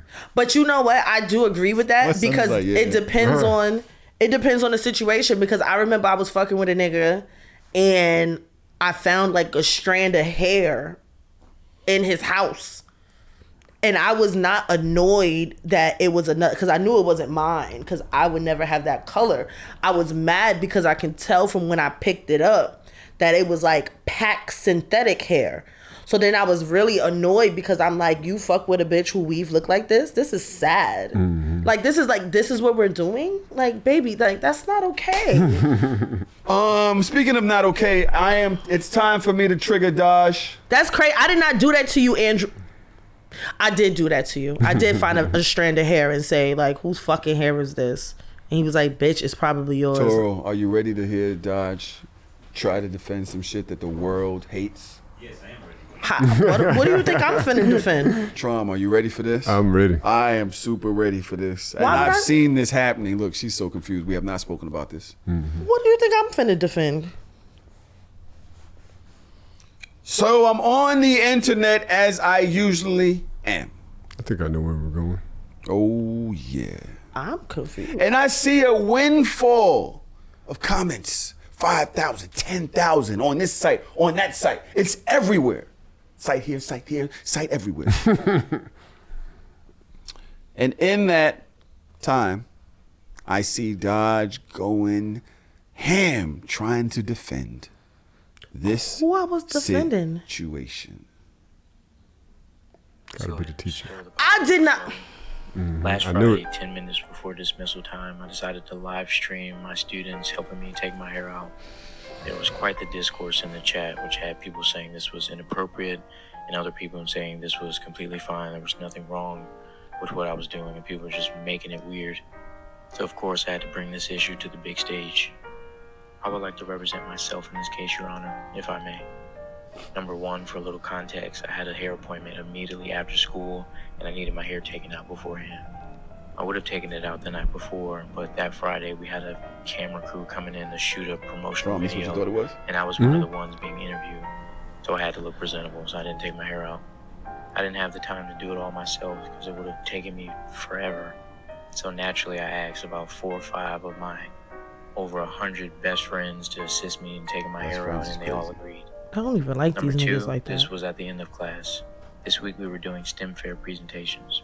Since it was Friday and all of my students did an excellent job on their STEM fair projects and presentations, I told them if we get one solid presentation in this class, I'll end class a little early and they can have fun and play basketball, darts, or be on their phones or whatever. And during that time, my team would help me take my hair out. A couple of these were students from my class, but others were students from other classes. I wrote all of them a pass at the beginning of the class period, requesting their assistance 10 minutes before dismissal. I told the teachers only send them if all of their work was completed and they had good behavior. They all met the criteria, so 10 minutes before dismissal, they showed up for their job. I didn't even listen to My yours. next point I'd like to make is if I was a female teacher, those people wouldn't be in the comments saying, oh, this is weird, this is inappropriate. That's true. Because me personally, I don't think there's anything weird about this. People are saying, oh, that's too intimate. To me, it's literally just hair. It doesn't have to be weird. Some people have never had cool teachers, and it shows. Yep. I personally believe that building authentic relationships with students is paramount in being an effective teacher. I make sure my students know and can feel that I care about them music is beyond the schoolwork and all the stuff that I have to make them do. Nice restaurant I music. take the time to get to know my students outside of academics because caring for the whole child is what's important. You know the bread hot. Let's go ahead and It's the stir the music. pot a little, shall we? The music is sound like that. You know the bread is warm. You know what I'm saying? You know that butter, they ain't gonna serve you no cold butter. You know what I'm saying? They got pumpernickel. What you want from me? Discord, wake up! Because I know when y'all saw this, y'all couldn't wait to see what Dodge had to say. And now we are here. I ain't gonna What? front. When I first saw it, I thought about Dodge. What does Why is- Dodge have to say? I have several things to say. And Several points. Don't give me the whole route, neither. No, I Start at the beginning and we'll get there. Okay. Don't get, oh, now that we've learned or none of that. I don't get. No, I don't give a stay fuck where about you none of that. was on the first day. Yeah, on the first day, when I saw it, I said, I don't have an issue with it. I wouldn't do it. That's not a me thing. I've seen that and more in a school. I have no issue with it. The issues that I have is with the fact that I think that at first I didn't feel this way, but now I'm starting to feel like when you open things up to the court of public opinion, it can be skewed. Everybody has their own traumas and their own shit that they like to inflict and put upon situations and makes it more bigger than it is. Like, I know me. I know the relationship that I have with some of my students. I know like the banter I have with some of my students. If I was to put a video up of some of the shit that me and my students say to each other back and forth, niggas will be like, oh my God, she's the worst teacher ever. I hate her. take her job, snatch her title, but this is the relationship that I've built with my students. I don't like touching. Like, even the kids that I give hugs to all the time, I do it because I know that they need it. But I could go a whole year and not hug a motherfucker. Like, I don't even like to be touched like that. Like, I'm not a touchy person. Even like I said to this video, one day I was sitting at my desk during dismissal at homeroom, and one of my students grabbed a comb and started combing my brush, actually. It started brushing my hair. And I'm like, yo, bro, like, get off me. Like, you doing, like, now you doing it. Like, don't touch me. And she was like, no, but it looks so good and da-da-da. And she's like having a conversation with the brush. And like, I can't snuff her. So like, if I say get off me and you don't get off me 3 times, what can I do without like flipping you over my shoulder or some shit? And it's like, teacher abuse. You feel me? So I'm just like cringing on the inside, and she's like just brushing it, and she finally put it down. I'm like, do you think this was inappropriate? Yes or no? No. Trom, do you think? Wait, the act of or the recording of? Because the recording of, yes. The act of, no. The recording of, yes. Yes. The recording of twice and putting on the internet twice, like, you wanted this smoke. Okay. But the act of... I would have thought that you would have said the recording of, so I'll get right back to you. Because he said he live streamed it first. Oh, but I would have thought that you're now, okay, but you're putting other people's kids on the internet. So that doesn't really mean anything. The recording of, not the act of. And because it's other people's kids touching you in a way? The recording of, not the act of. Not the act of. Trom, where you stand with this? Yeah, definitely the recording of it is inappropriate. And then to your point, you're just leaving it up to public opinion. Public opinion is trash and very opinionated. We're going to have a problem with anything. So that's a bad move. There's to Dodger's point, there's so much shit that you do in your regular life, but on camera, it looks a little crazy. Suspect. Or if you're just looking at it from a critical eye, you could find an issue with a lot of shit. You know what I mean? There's music I might play in the classroom, clean versions, but the innuendos is crazy. Yep. Or I'm playing drill music. I could defend and be like, oh, well, I'm letting the students pick their songs. But if you just see a clip online, it's like, this is what this nigga is playing teaching in middle school? You know what I mean? It could be crazy. So I will say I'm definitely on the teacher side on this. However, it's a little inappropriate even if you're not recording. The only reason why I say that, because I'm always mindful of this when I'm teaching. How would this look if one of the administrators walked in right now? If the principal walked in, the person signing my checks, approving this program, how would it look? I always keep that in mind, no matter what we're doing in class and what's going on. We could be having fun. I'd be like, all right, I know that this is cool and I know I have it contained, but this might look crazy on the you know what side. I mean? Yes. So I'm always mindful of that. So using that lens, I might feel a ways if I'm doing that and my superior walked in. Devil's advocate. Devil's advocate. I am not a teacher. I remember being in class. I remember the relationship that we had with certain teachers. And it was really like big bro. Like really like that. But we're talking about teenagers. We're talking about raging hormones. Middle schoolers. Those are teenagers. 12, 13, that's when them shit start. That's when them shits hit. Okay. And you've never felt them before. You have zero control over what's going on with your body and your thoughts, and holy shit, this is a thing now. Porn becomes a thing. You start hearing stories from your friends, kissing and touching. These things are things that activate. Yes, in middle school, sure. You start seeing breasts and you're like, wait, I've seen them on my leg, but these, right? The booty becomes less, oh, you're fat, look at your fat butt. And it becomes more, yo, she got a... You know what I'm saying? Around that time is when you start noticing things. How many times have we heard teachers playing around with their kids in a inappropriate way? We've heard this. A lot. A lot. How many times have you heard, even, hate to say it, rappers, I think Drake said something about even mess with the girl I used to babysit. or the girl that used to babysit me or something like that. I've heard it on the show where people like, yo, my old teacher, even Loon, like, yo, I met my old teacher. I've been one to slap since I was a kid. Never happened. It never happened, but he seen her and was like, yo, I'd kill now. You know what I mean? Now that I'm older. I think there is an attraction level that can happen, especially when it comes to men and little girls. To little girls and their male teacher is what I mean. I think that those men represent a certain thing to them. The boys their age are very boyish. Hey, I get it. When we're talking about inappropriateness though, right? Do you think that teacher at all has an idea what inappropriate in that situation? Do you think that he has any type of, this, maybe I shouldn't have did this at all when it comes to these little girls? I think there's a yes there. Does he feel that way? Probably. The reason I say yes is because would he allow 5 little boys to take out his hair? I think so. Why not? I would think that he would say, I would think. But so I don't know. But would little boys want to do it unless they were like more effeminate? If that makes sense. If they had the skill set to it, yeah, like if they wanted I think he'd be to, okay if they had the skill set to it. Yeah, like I think that is a slippery slope that we're creating, based off of the fact that if you're an attractive person, you're an attractive person.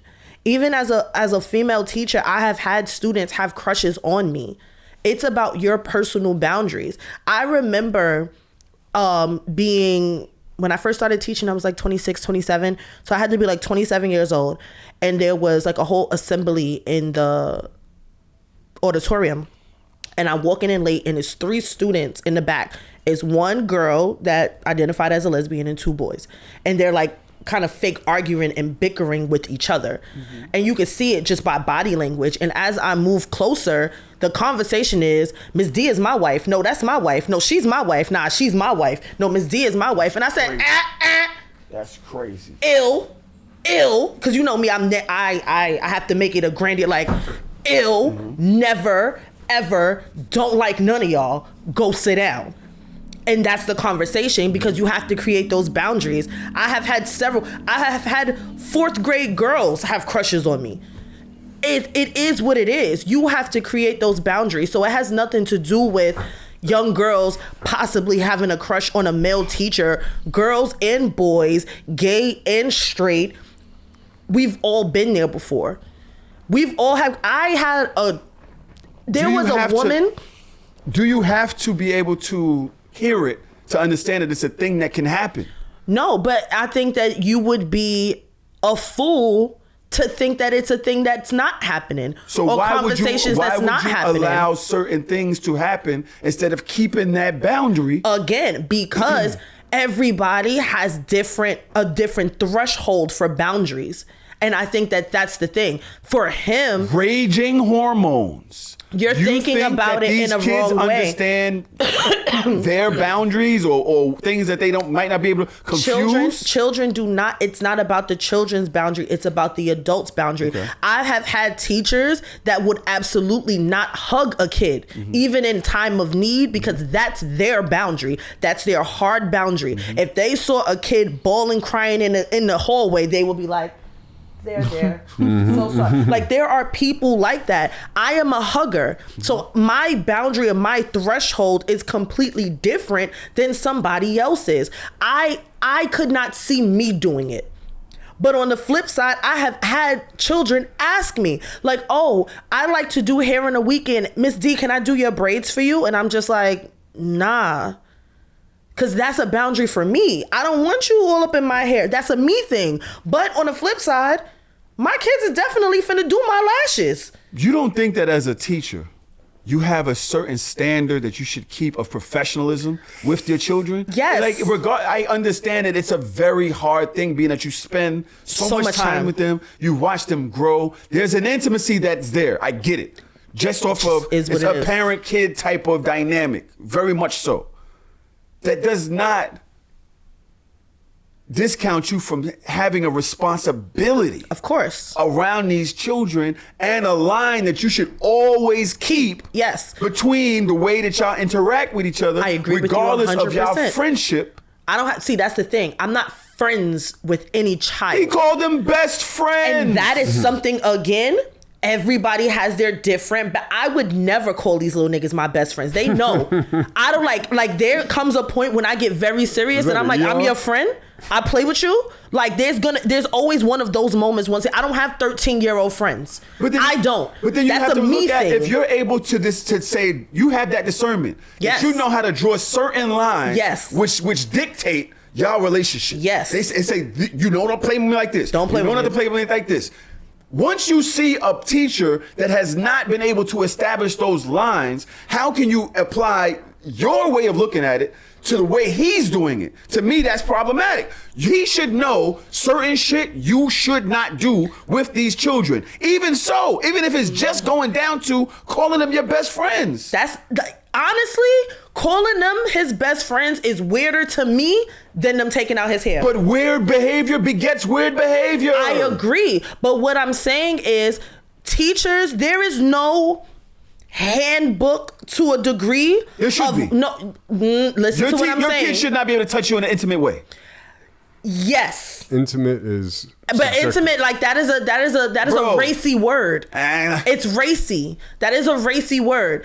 But what I'm saying is, everybody has their own style. Everybody does things differently, and that is what sets people apart. You have the faves and the not faves. You have the haves, you have the have-nots. It is what it is. I can't impose my will and my boundaries and how I interact with children on someone else. I don't have the discernment to do that.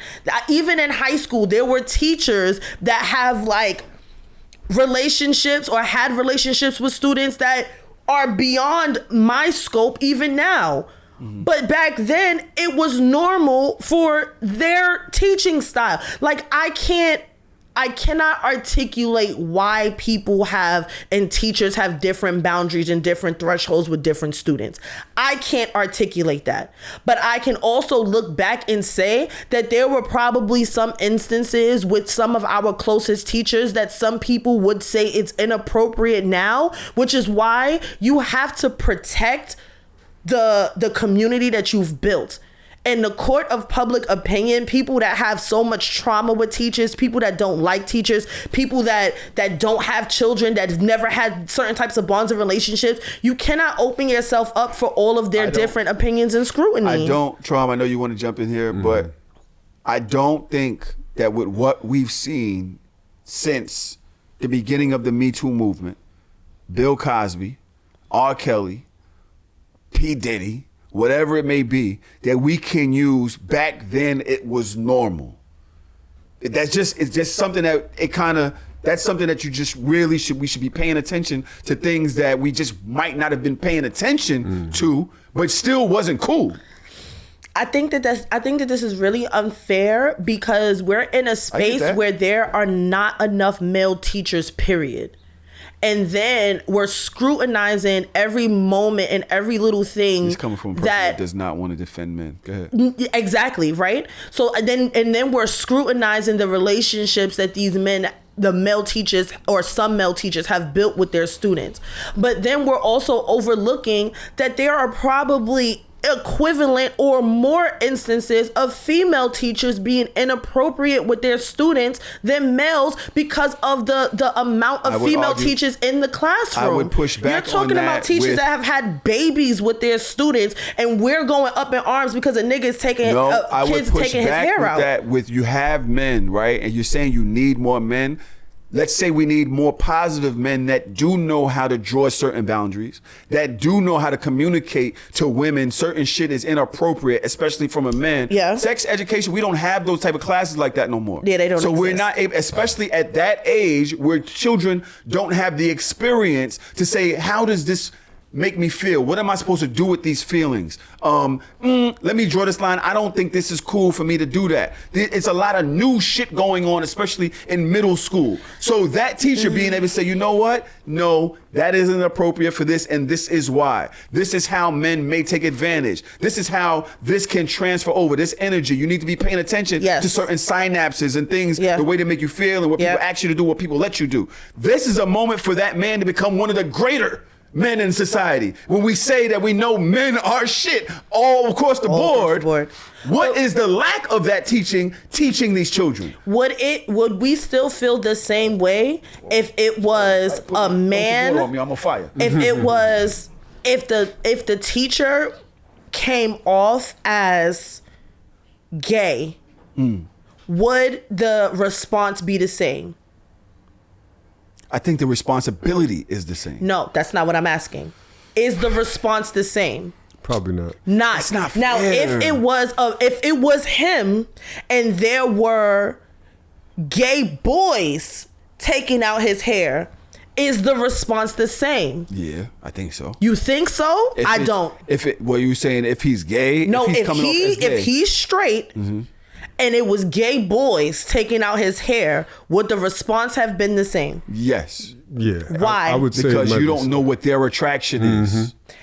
What I'm saying is, and so you still have to draw make those it. lines. I agree with you, but I feel like the world is making it more like male teacher, female student, and you don't even know if those girls identify as gay. And I can tell you one thing: half of these little girls in middle school right now, they gay. They all dating the girls because it's not enough boys. I think this argument points to some place where it shouldn't. It should always go to teacher responsibility. Yes, I agree with you. Hippocratic oath or whatever. There is no Hippocratic oath. Something like that should rest in how you behave and conduct yourself when around these people's children. Yes. Because I'm going to tell you, me personally, if I'm sitting in the back of the class, I would not like to see my daughter taking out a male teacher's hair. Okay. I agree with you, right? I'm not in disagreement. So as Tom was saying about the principles and this and the other, I would say, would their parents like this to be happening? If the wrong person walked in that room at that time, it looks what crazy. Would they think? So that's my point. And I agree with you too, which is why I can say, as an educator of 8 years, I have very strong boundaries when it comes to certain things. And I think I can't force everybody to be the teacher that I am. I can't.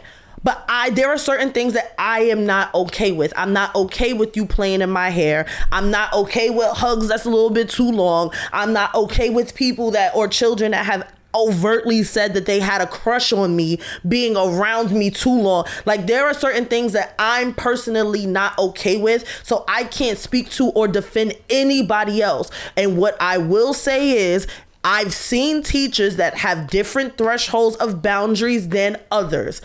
I can't fuck with it.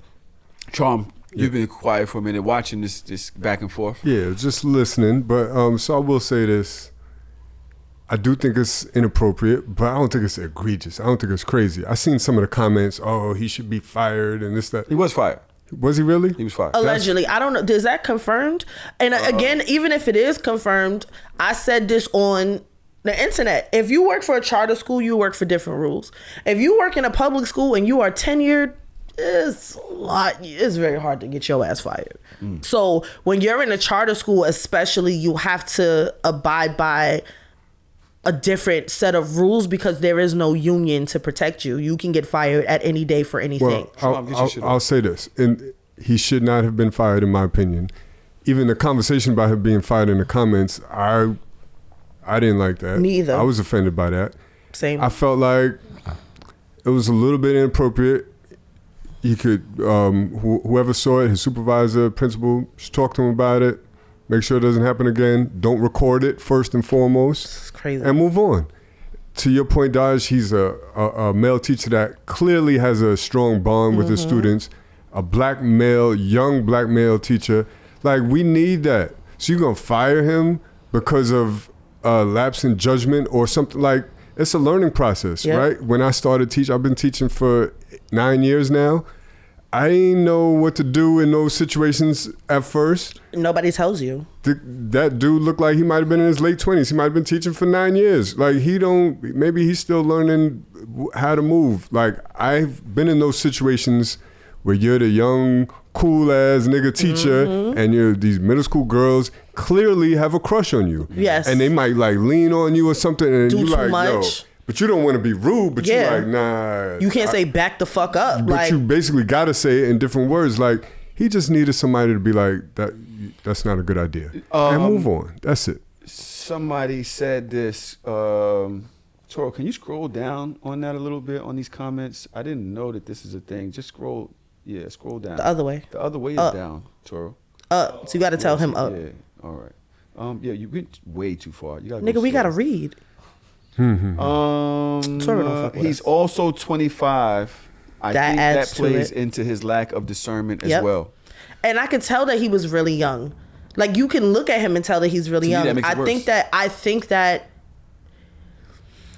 I can see why, but I think that him being so young, I can see why the boundary itself was kind of skewed, because he doesn't know yet how to make hard boundaries. Then are you ready to be teaching young girls that are impressionable? Because they can now see you as somewhat of a, for lack of a better word, sex symbol. Yes, I understand that. And I feel like because I started teaching so young and I started teaching older kids, middle school kids, that I have had to learn the ebbs and flows of appropriateness and how to create certain boundaries with students. This is not the hard boundaries I have at 35 are not the same hard boundaries I had when I first started out, especially first starting out that did not have mentorship, that most of the other teachers around me were also really young, and administration was kind of walking around and only wanted to be on your ass when it came to stupid shit, but they're not really there helping you and molding you on the day-to-day. These are the learning curves. I've seen a lot of young teachers have to deal with learning curves of boundaries, but it's because they dead ass don't know. And it's not any fault of theirs. You can turn it into a larger thing. Maybe it should be in the employee handbook, or maybe there should be professional developments that are pointed towards appropriateness and what's not appropriate and things of that nature. But these are things that I've never seen. I hope that you're okay. I don't want to see this crying ass nigga.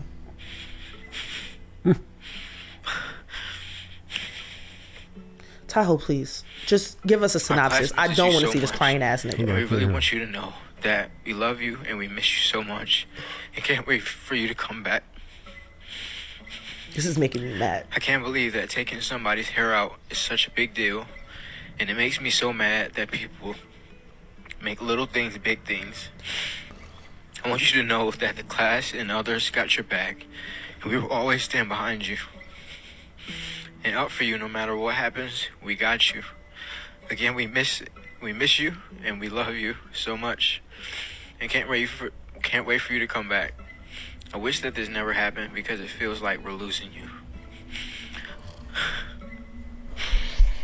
Please. I'm guessing that's the teacher? Yeah. Or former teacher? Trump. It's a letter. And then that just kind of lets me know how young and immature he probably is. Like, boy, you just doubled down on it. Like, you recorded another video. Like, you didn't learn your lesson. Yeah. And then we can have a larger conversation. And maybe if you paid teachers more to deal with the shit that we deal with, niggas wouldn't have to want to be social media influencers at the same time, because we would be so comfortable and cushy, nobody would even put themselves on the line like this. Well, we don't know. I can't say that it's a teacher's responsibility to teach children certain shit, but I think y'all spend a lot of time with kids. Too much. And lines can get crossed.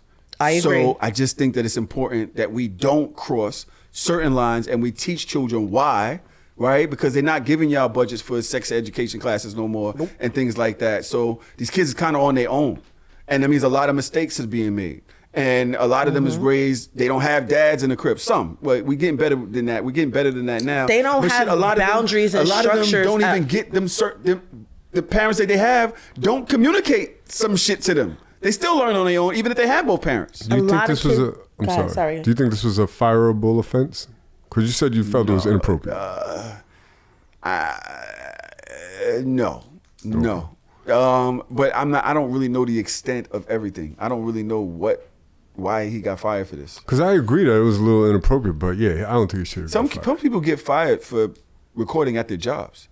Period. And some people don't. Some people get like I've seen nurses. So you don't know what he got fired for, right? I don't know exactly what was the thing that they said. This is, but it wasn't. It couldn't have been a video because if you go on his page, like he has mad videos with his kids and his student as a teacher. Like his content creation was teacher content, and he did say that his admin knows about it. So like just like my admin knows about this show. This platform, they know that I can't hide it anymore. I've tried, trust me. Like I'm like, I have a doppelganger, I don't exist, whatever. Like I can't hide it anymore. Even down to parents know that I'm on this platform, but then you also know that this platform is not geared towards or about children. And then when I'm speaking about children, I'm always speaking in the past tense, not the present. So I'm always speaking about classes that I've had and have endured before, not the ones that I have currently, but the one that I have currently, we're going to talk about the shit in a couple years because I got some shit to say. You understand? So with that being said, like I think that it is a slippery slope to even like put yourself out there.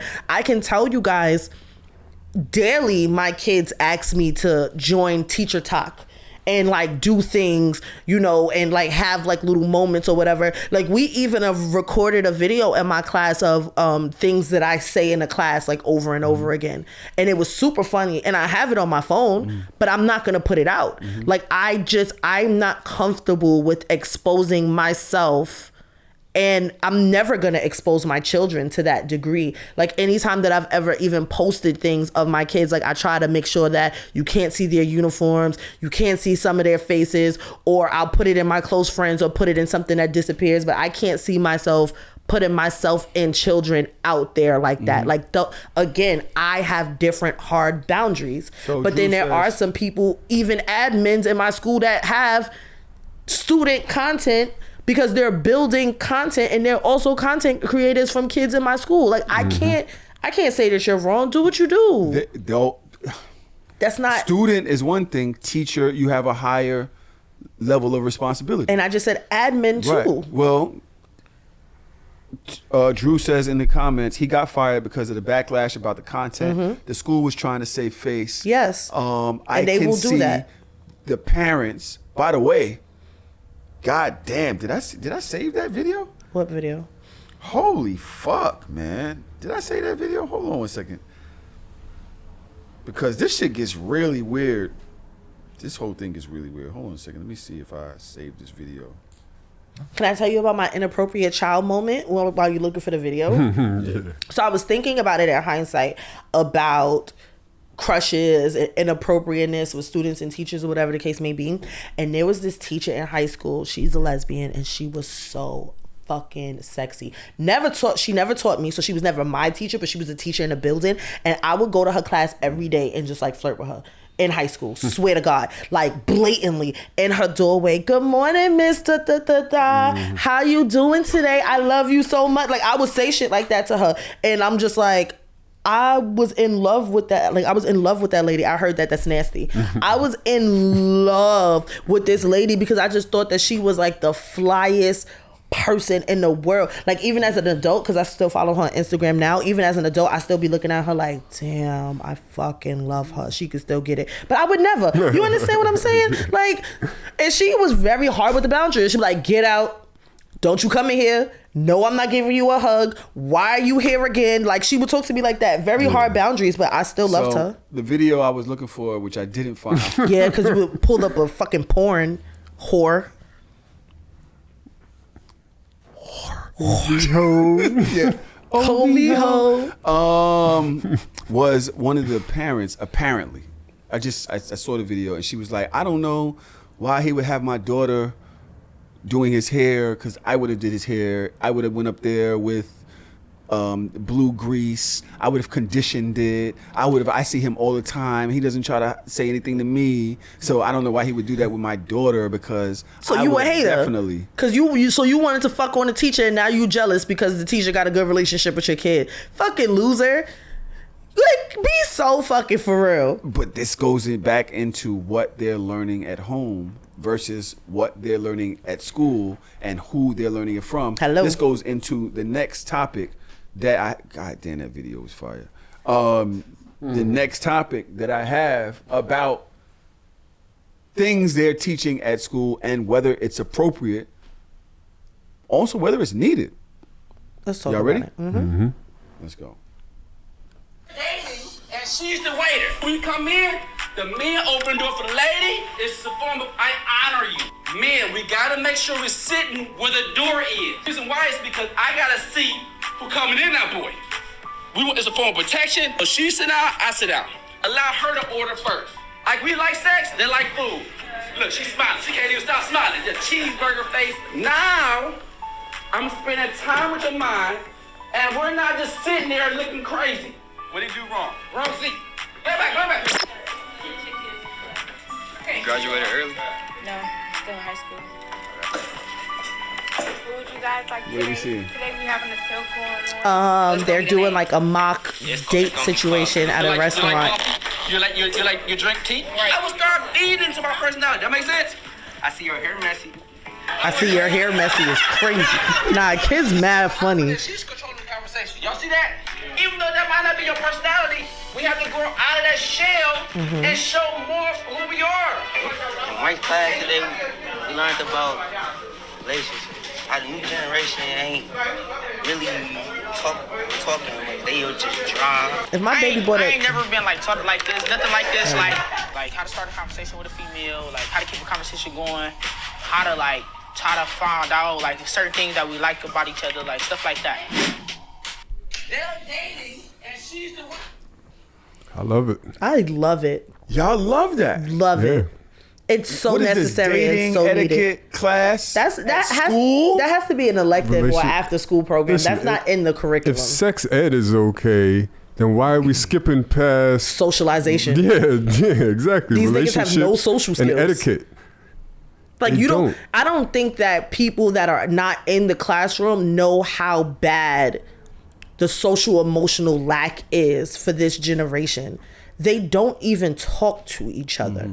They don't know how to communicate verbally. It's like not even trying to be funny, like dead serious. They don't know. They don't have problem solving skills. They don't have conversation starters. They have the same hormones as normal children, but they don't even know how to like each other. They don't have loyalty. They don't have discernment. Like these are things that you are taught from your parental environments or taught through being in school, socialization. But when you take kids and keep them home for 2.5 years because of a pandemic and their most formative years, which is 6, 7, 8, 9 years old, and now they're teenagers, they don't even know how to relate to each other. They don't even know how to effectively disagree with somebody without being offensive or cursing them the fuck out. So yes, this is very needed as an elective, as an after school program, as something that will get kids to finally being able to get back to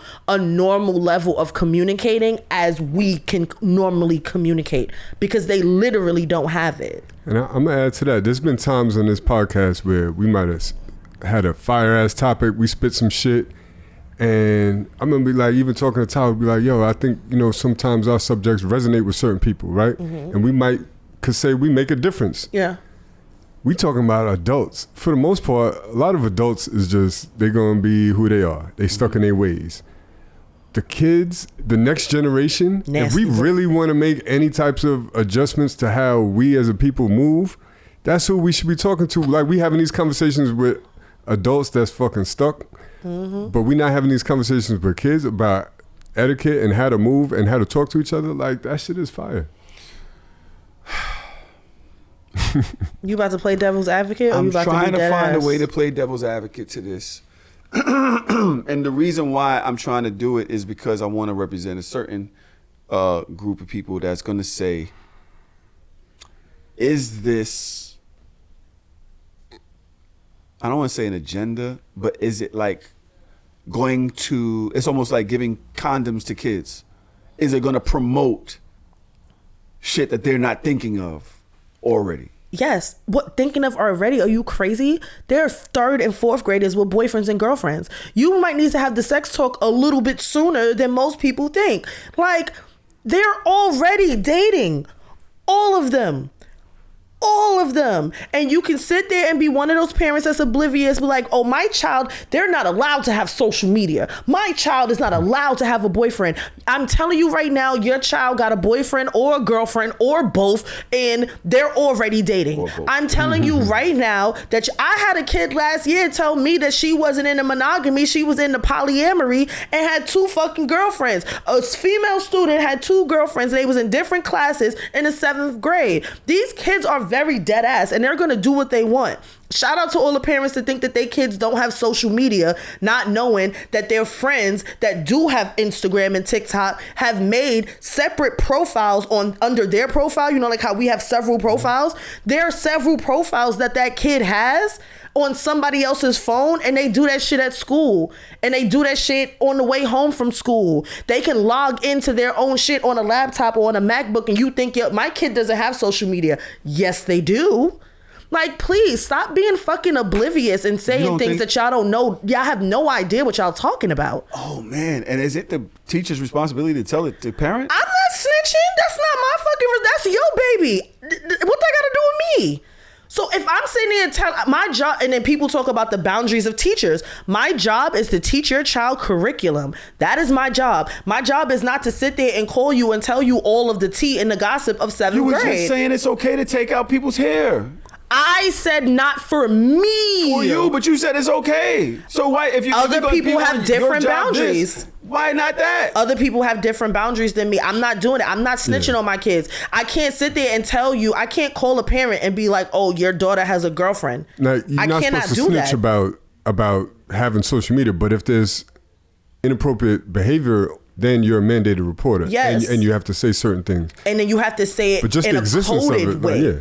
And like, I remember having a situation with 2 students that were dating, and they kept getting caught being inappropriate, like in the bathroom and in different spaces. And we had so many conversations with them, like, yo, y'all get away with so much stuff with your relationship is because y'all 2 girls. Like, y'all get away with too much. Like, we can't say, oh, you can't go to the bathroom. You and your girlfriend find the time to link up in the bathroom. Y'all kissing and shit. So now I got to call a parent, but I have to be cognizant of the fact that I can't out a student. I have to be cognizant of the fact of how that family might deal with or might interact with that child, knowing that they having a same-sex relationship. So I have to call and saying that they're having an inappropriate relationship, but not physically saying, oh my God, I caught your daughter kissing another girl in the bathroom. I can't say that. If your teacher reached out to you and said one of your daughters has a girlfriend, how would that make you feel? How would you respond? I mean, I wouldn't feel any ways because it was same sex. Just period. Like, what do you do when that conversation happens? They haven't told you. You don't, like, I guess at a point you know your kid has something they're doing, whatever. You find out it's same sex. Do you have a conversation with them, telling them like? One of the first things I would think is like, dang, maybe I don't know my kid as much as I think I do. Most you know people what I mean? don't. Most people don't. Mm-hmm. And then there's also I know that I don't know all the shit with my kids. You know what I mean? Some shit I'm like, I don't know. She might like girls. Like, you know what I mean? Mm-hmm. So I wouldn't be like clutch pearls, but I'd be like, oh, okay. I might be like, Dad, maybe I don't have. How come I don't know this? Maybe I didn't establish a close enough relationship with them. I don't know. I might try to talk to them about it? I might start thinking about that. It depends. To Dodge's point, I don't want to out them if that wasn't, like, there's nothing wrong with out that. is going to somebody else. So talking to them is not outing them. Well, that is outing them because they're supposed to come to you and disclose their sexuality. If you come to them and be like, yo, your teacher told me that you was a fucking lesbian, you're outing them. You didn't give them the opportunity to tell you. You don't have to disclose what the teacher said to them to have a conversation about being comfortable. You being comfortable with their choices or lifestyle. They're not stupid. I would address whatever is inappropriate. If nothing is inappropriate about it, and I just found out, if I just found out that one of my daughters likes girls, but there's no inappropriate behavior to speak on, then I'm not going to be like, hey, so I heard you like girls. Like, you're just not going to say nothing. I don't mean say let it happen. You're just not going to say nothing if you don't know that she's eating carpet.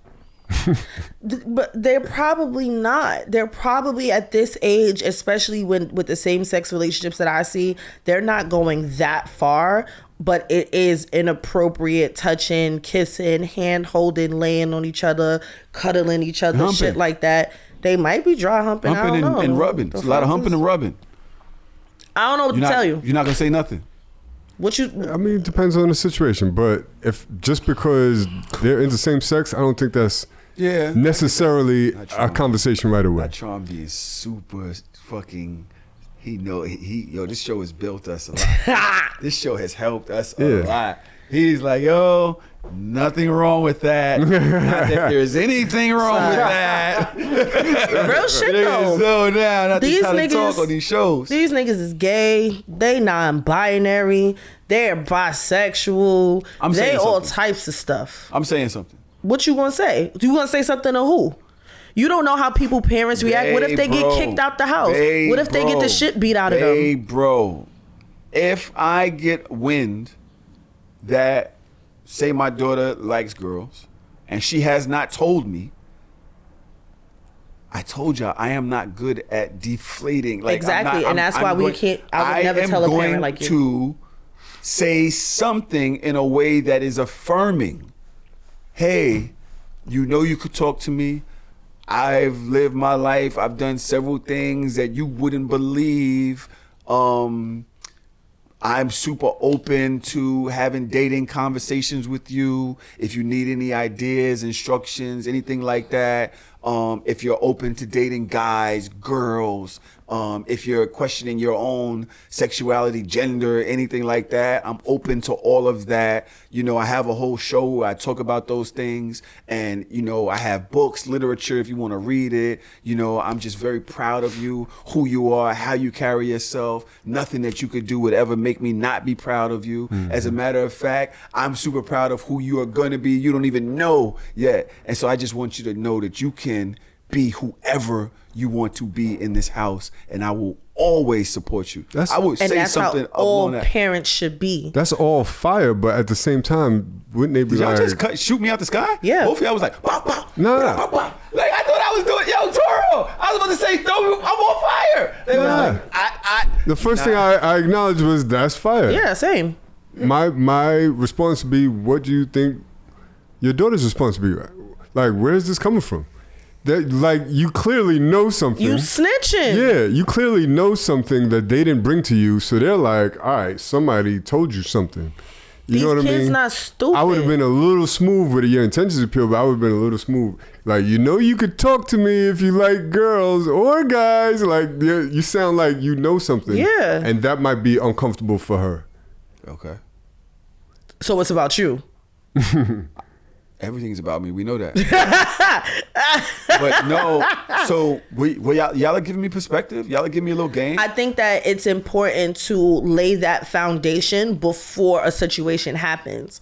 Like, so for instance, in my family, my aunt was very serious in having conversations with me and my cousin when we were elementary. Like, auntie's gonna love you guys regardless. I don't care if you like boys, if you like girls, but I'm gonna love you anyway. She's been saying that to us for so long. She started saying it to us back when we didn't understand what it meant. Like, ew, why would I like a girl? So then when I did start liking girls or coming to terms with the fact that I start liking girls, I felt way more comfortable having certain conversations or letting my family know, because I already came from that foundation. You can't start in middle school like, hey, never said this before, by the way, if you like bitches, it's fine.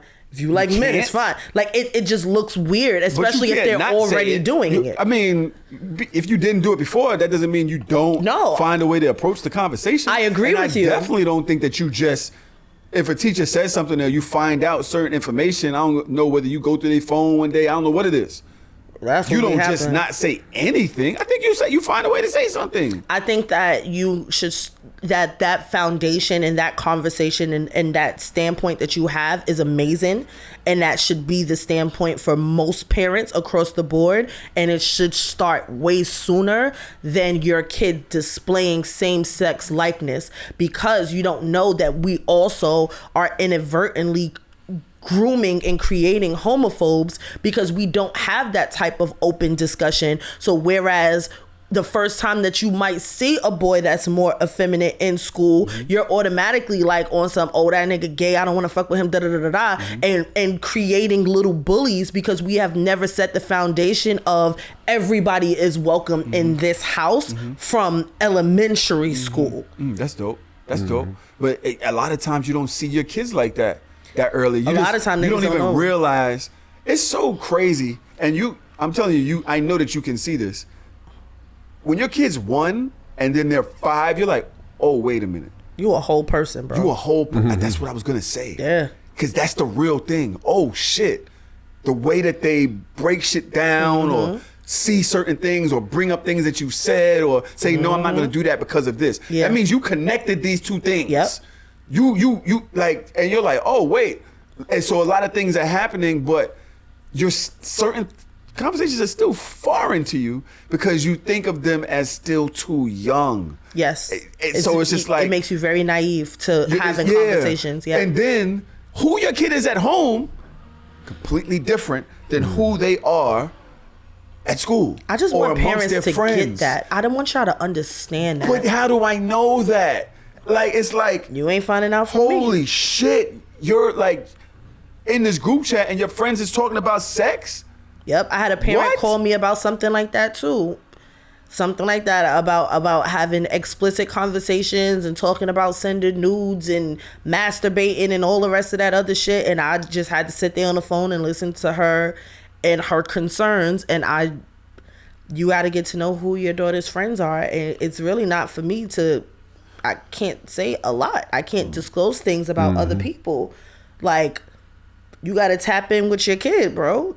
Oh, you have friends, you got best friends at school, invite them over. Invite their parents over. Start getting to know people. Like, we got to start bringing back the community because I remember being in school, my mother wanted to meet my friends' mothers. My mother was at least cool associates with my friends' parents. They had each other's phone number. They had each other's contact. If I said, I'm going to Tika house, you know I'm going to East New York. You know her mother. You know the type of family she comes from. That's the community that we don't see anymore. You could ask a parent right now, who's your kid's best friend? Who's your kid's bully? Who's your kid's this, that, and the third? And you don't even fucking know. Because y'all not asking these questions. All y'all saying is, had a good day today? You did your homework? Okay. And let them run off and play the fucking Xbox and on the phone and all the rest of that. You don't know nothing. Get to know your kids because your kids are full people. From elementary school. They are full people. But how do you? You have to talk to them. Right question. They not going to tell you. You have to start from young. Some of them do. You can't just wake up one day and want to start talking to your kid and get in their business. No, they're not going to tell you, like, bitch, you don't never do this before. What age do you, okay, give me a breakdown of the kind of questions that you start young and then how that progresses over. So I'll tell you what I do right now. Molly's in the 4th grade. You ask her, how was school today? Good. Fine. You got to ask, what happened today that was interesting? Who do you sit next to in class? Who's your best friend, right? Who's your favorite teacher and why? What subjects did you learn? What did you learn in science today? Yo, when you start asking certain questions like that, she is a fucking chatterbox. So they gonna tell you all she will the not tea. stop talking. Yep. But if you just ask her, how was school today? Fine, good. Not being rude, but that's all I'm getting from her. I had to switch it up and to Dodge's point, be like, yo, I don't know what's going on in these in between these walls when I'm not there. So you just got to ask those questions, like, what was the most exciting thing that happened today in school? Like, you know what I mean? I don't know, anything. You know your kid, you know how to get them talking. And some of them are more talkative than others, obviously, but it starts with the questions. I do the same thing. Parker's in pre-K. Every day when I pick her up from school, how was your day? Every day was great. It was great. It was fantastic. What did you do in small group? Who did you play with? She has a friend of me. Like, she got one day they friends, the next day they got beef. One day they friends, the next day they got beef. I think it's because they both got a crush on the same girl. I think Parker got a little bit of gay shit going on. That's fine. I don't really give a fuck. So, like, they be fighting over sitting next to one little girl. It's her and a boy, and they argue and they bicker every day. Y'all was cool today? Yeah, we was cool today. We ain't have no problems. Okay. Then yesterday she came out of nowhere. Such and such, he hit me. What? He hit you? That's crazy. Let's talk about it tomorrow. Because she was trying to get rid of her bedtime. She didn't want to go to bed. She wanted to start talking to me about her day. Nigga, I asked you, how was your day hours ago? So then this morning, so when you said such and such hit you, how did he hit you? Oh, he wasn't being safe. He was swinging his book bag around, and she went and got her book bag and showed me this part of the book bag hit me. And I said, oh, you ain't die. You all right. Cool. Let's keep it moving. I know the person in her class that she thinks is a bully, that she feels like is mean to her. Like, this person said this to me or this person said that to me. We have real ass conversations. All right. Y'all are fucking advanced. Advanced is nuts. Having no kind of conversation with a 5-year-old is different for me, but you know Parker. Parker will tell you anything. She'll talk. Okay. Where am I going with this? We only have 33 minutes left to this week, possibly 33 minutes left to what Dodge has dubbed the season. I'm not big on seasons. I always like to record every week. Dodge says, we need seasons. We're always working. It's harder for me to call out from here than it is from my job. Facts. She don't want y'all to have content. No, I'm just playing. So again, now I'm the problem. Again, we will be doing Patreon episodes. We'll see how that goes, and we are gonna sit back and figure out what our life is like, and when we want to come sit back down. It has been a pleasure over the last 7 years for me. I think 5 years. Trying to go. We only miss Rudolph and every once in a while. After Rudolph and every once in a while. But we're gonna take our first break. Nerve-wracking for me. I know you're losing your shit. Not recording. Not sure. I don't know. No, take it back. I'll be here. Psycho. Your obsessive behavior. Sit your ass down. You're addicted to work. Yeah. I do. I love potting. You're addicted to work. I'm pretty sure that in this break, you're going to find a lot more time to be with your family. YouTube. No, I want you to be with your family. I don't give a fuck what you want. I'll be on YouTube. I want you to be with your family. I want you to spend time with your family. Brandon. Wait, what? Stop coming in late. Yeah, but we will be recording Patreon episodes, so you guys will still get weekly episodes if you're on Patreon. Okay, I have a few things left to see if we can fit them into this last 30 minutes. Trom, you still got 31 minutes, or has anything changed? Yeah, no, 31 minutes. 31 minutes. 31. I see that Cardi said that she is not dropping her album this year. She did? Yeah. I don't want to talk about Cardi. But what I want to do is say, I think she has a really severe case of social anxiety. Or just anxiety, period. Performance anxiety, probably. And I think that a lot of people have social anxiety. I think the phones, the apps, the internet has really made people weird when it comes to physical interaction with other people. Yeah. What do y'all think about that? I agree in totality. There is a way that, leave me alone. Dog. There is a way that the court of public opinion kind of just sways who some people are innately. And if you're not strong at your core, other people can make you, their words and their impact can make you second guess yourself, second guess what you know, who you know you are, what you think you are.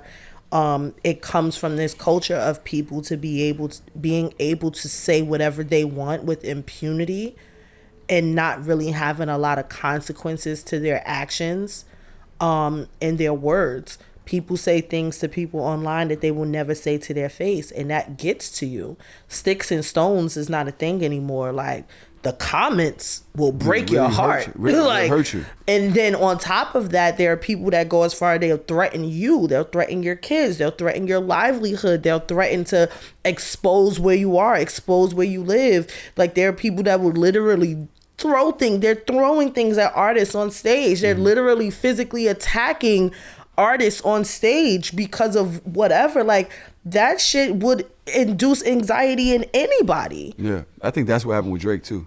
But I think it actually fucks up your whole personality. I think social anxiety can really change who you are and how you show up outside. Mm-hmm. You don't really know where to be, who to be, what you're comfortable with. It's hard to make your certain decisions. Mm-hmm. It's hard to express yourself. You're always like checking. You're scared or nervous.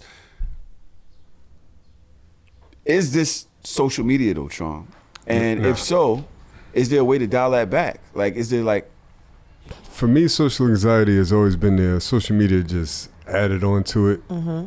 I remember in the 90s, before the internet, before the social media and shit, like, it's funny because we start off the episode talking about Drake and mm-hmm. Kendrick and the curl fest versus the lit people. Yeah.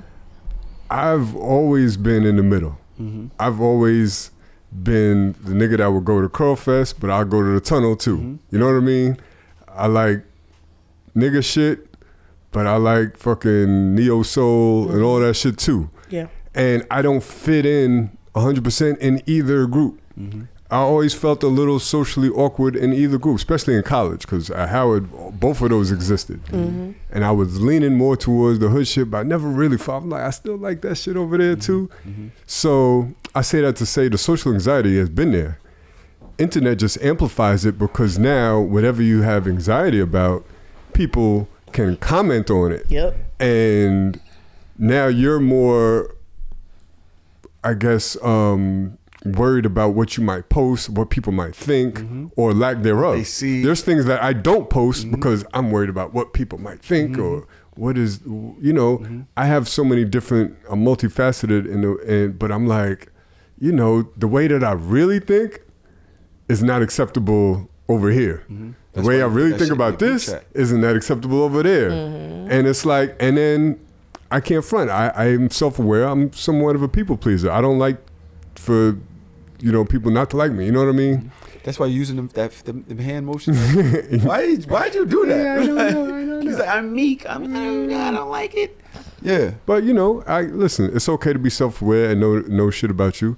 And that shit definitely amplifies on social media. So people like me, I have a hard time with social media because I overthink mm-hmm. about what I'm posting, mm-hmm. my captions. If I post this, what does this look like to my mm-hmm. career or to these people, these woke people or these niggas people that I want respect from everybody. You know what I mean? I think I've always had some sort of social anxiety. It probably comes up with being an only child, mm-hmm. Just not really being socialized as a child, like not being around a lot of people. My mom kind of kept me away from the family most times, so it was just me and her, you know what I mean? And then going outside, it was just hard for me to form real bonds with other people mm-hmm. Until that kind of became my superpower. Mm-hmm. Now I don't give a fuck what y'all doing. Right. And hence Tahoe, right? That whole, I don't give a fuck about y'all because I never fit in those boxes. Mm-hmm. But I don't think that social media helped that at all. Mm-hmm. I think that it made it worse. Yes. It did. But social media also made something else worse. What's that? ADHD. Facts. Dodge is sitting here reading a book today. And I asked her a question. And she started to answer the question. By the time she got to the middle end of the question, this nigga was on his phone scrolling. I looked at her and said, I didn't hear a word you said. Like...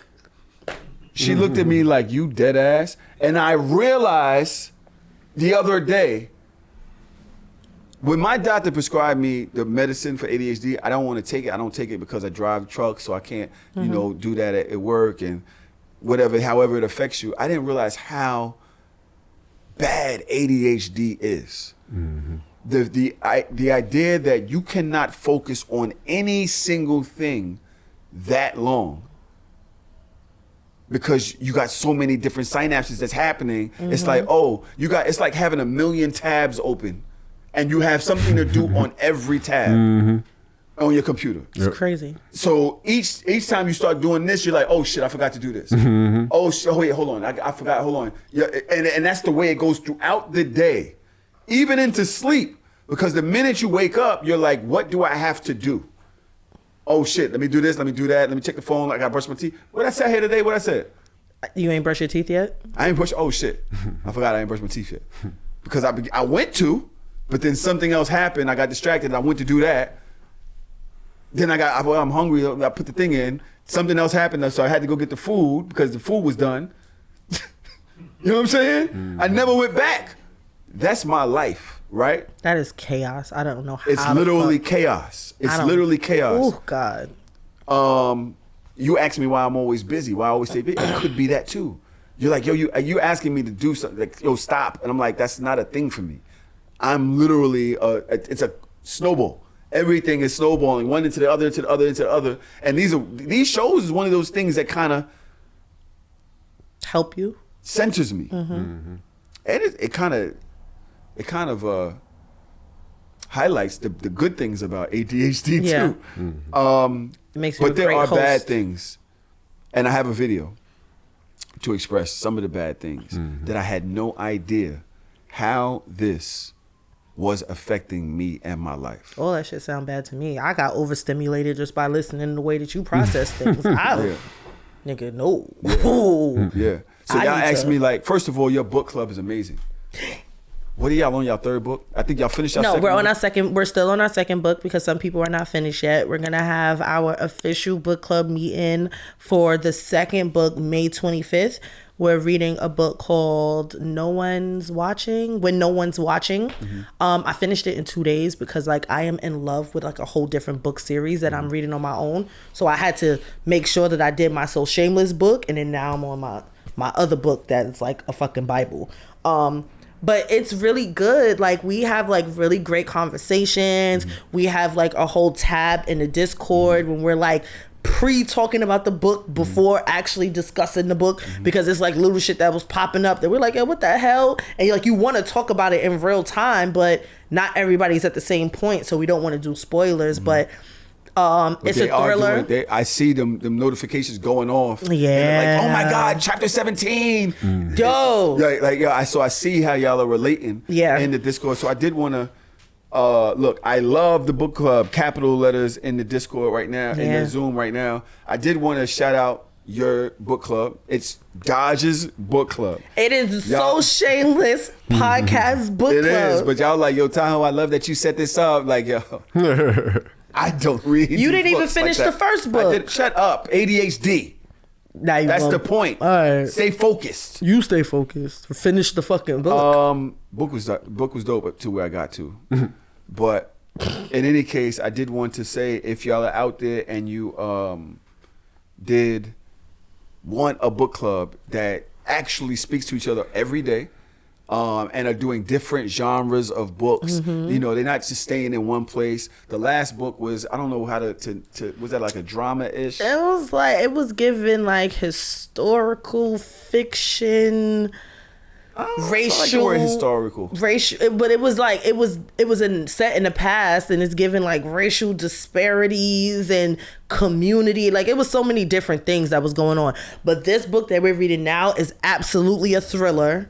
Absolutely, it's giving like Get Out mixed with old school Brooklyn, also hitting some type of like social impacts of gentrification. Like, it is amazing. I do love seeing the comments about the book. I'm about to say I love these books, but y'all know I'd be lying. So the ADHD does affect me in a lot of different ways. One of the ways is relationships. Let's see. Turns out that people with ADHD tend to struggle more in their relationships than people without ADHD. And here are 5 of the top reasons why. Number 1, inattentiveness. People with ADHD have a hard time staying focused on a conversation. They might be distracted by external stimuli, leaving the partner feeling ignored or unimportant. Number 2, disorganization. And that can look like missed bills, clutter, difficulty keeping up with responsibilities, which can really frustrate a partner. Number 3, impulsivity. People with ADHD can sometimes say what they think before they think about what they're going to say. They can also be impatient, they can interrupt, and that can too frustrate a partner. Number 4, emotional dysregulation. It's well known that people with ADHD can have a harder time self-regulating strong emotions, which, if that's not fully understood by the partner, can be experienced as confusing and can even foster resentment over time. And number 5, forgetfulness. People with ADHD often struggle with memory that can look like committing to something and then forgetting that you committed to it, which can also be very frustrating for a partner. So if you have ADHD and you are in a relationship, or you're in a relationship with someone who has ADHD, the best thing you can do is foster understanding. Niggas say give up. Just accept it. Turns out that people with Yo, can you imagine being with somebody that was forgetful and also disorganized? Because all you need is organization for you to remember the things that you said that you're supposed to do. Ooh, I understand you so much more, and I understand that your disability is the reason why I get frustrated with you. It's a lot of the way that it's happening in my head. Yeah, y'all thinking that it's like me being a dickhead. It's literally something that's happening to me or whatever, and it's been my whole life. Take your meds, nigga. So even when I was a kid, the teachers would say like, oh, he doesn't focus. Oh, he's loud in class. He blurts things out. You know what I mean? I often watch him and he's just looking out the window or shit. Even with potted sometimes, I won't be able to stay on one topic for too long before I go off on something else. I was just talking about a book club. You know what I'm saying? Like it happens all the time, and it's getting worse as I get older. But it also definitely affects how I am in my relationship. There are times when the impulse control, horrible. Not thinking about what I'm saying to her, knowing this is something triggering, knowing this is something specifically that she doesn't take well to, and because it's just something happened in the moment, and I'll be like, oh, because you can't cook, which by the way she can. That was just a bad. I didn't want to go into the thing. Trying not to say anything to trigger, but it'd be like, oh, you know, you're whack cooking, and she'll look at me like, knowing this is something, the thing that I'm actually talking about is something that she really is sensitive about, and then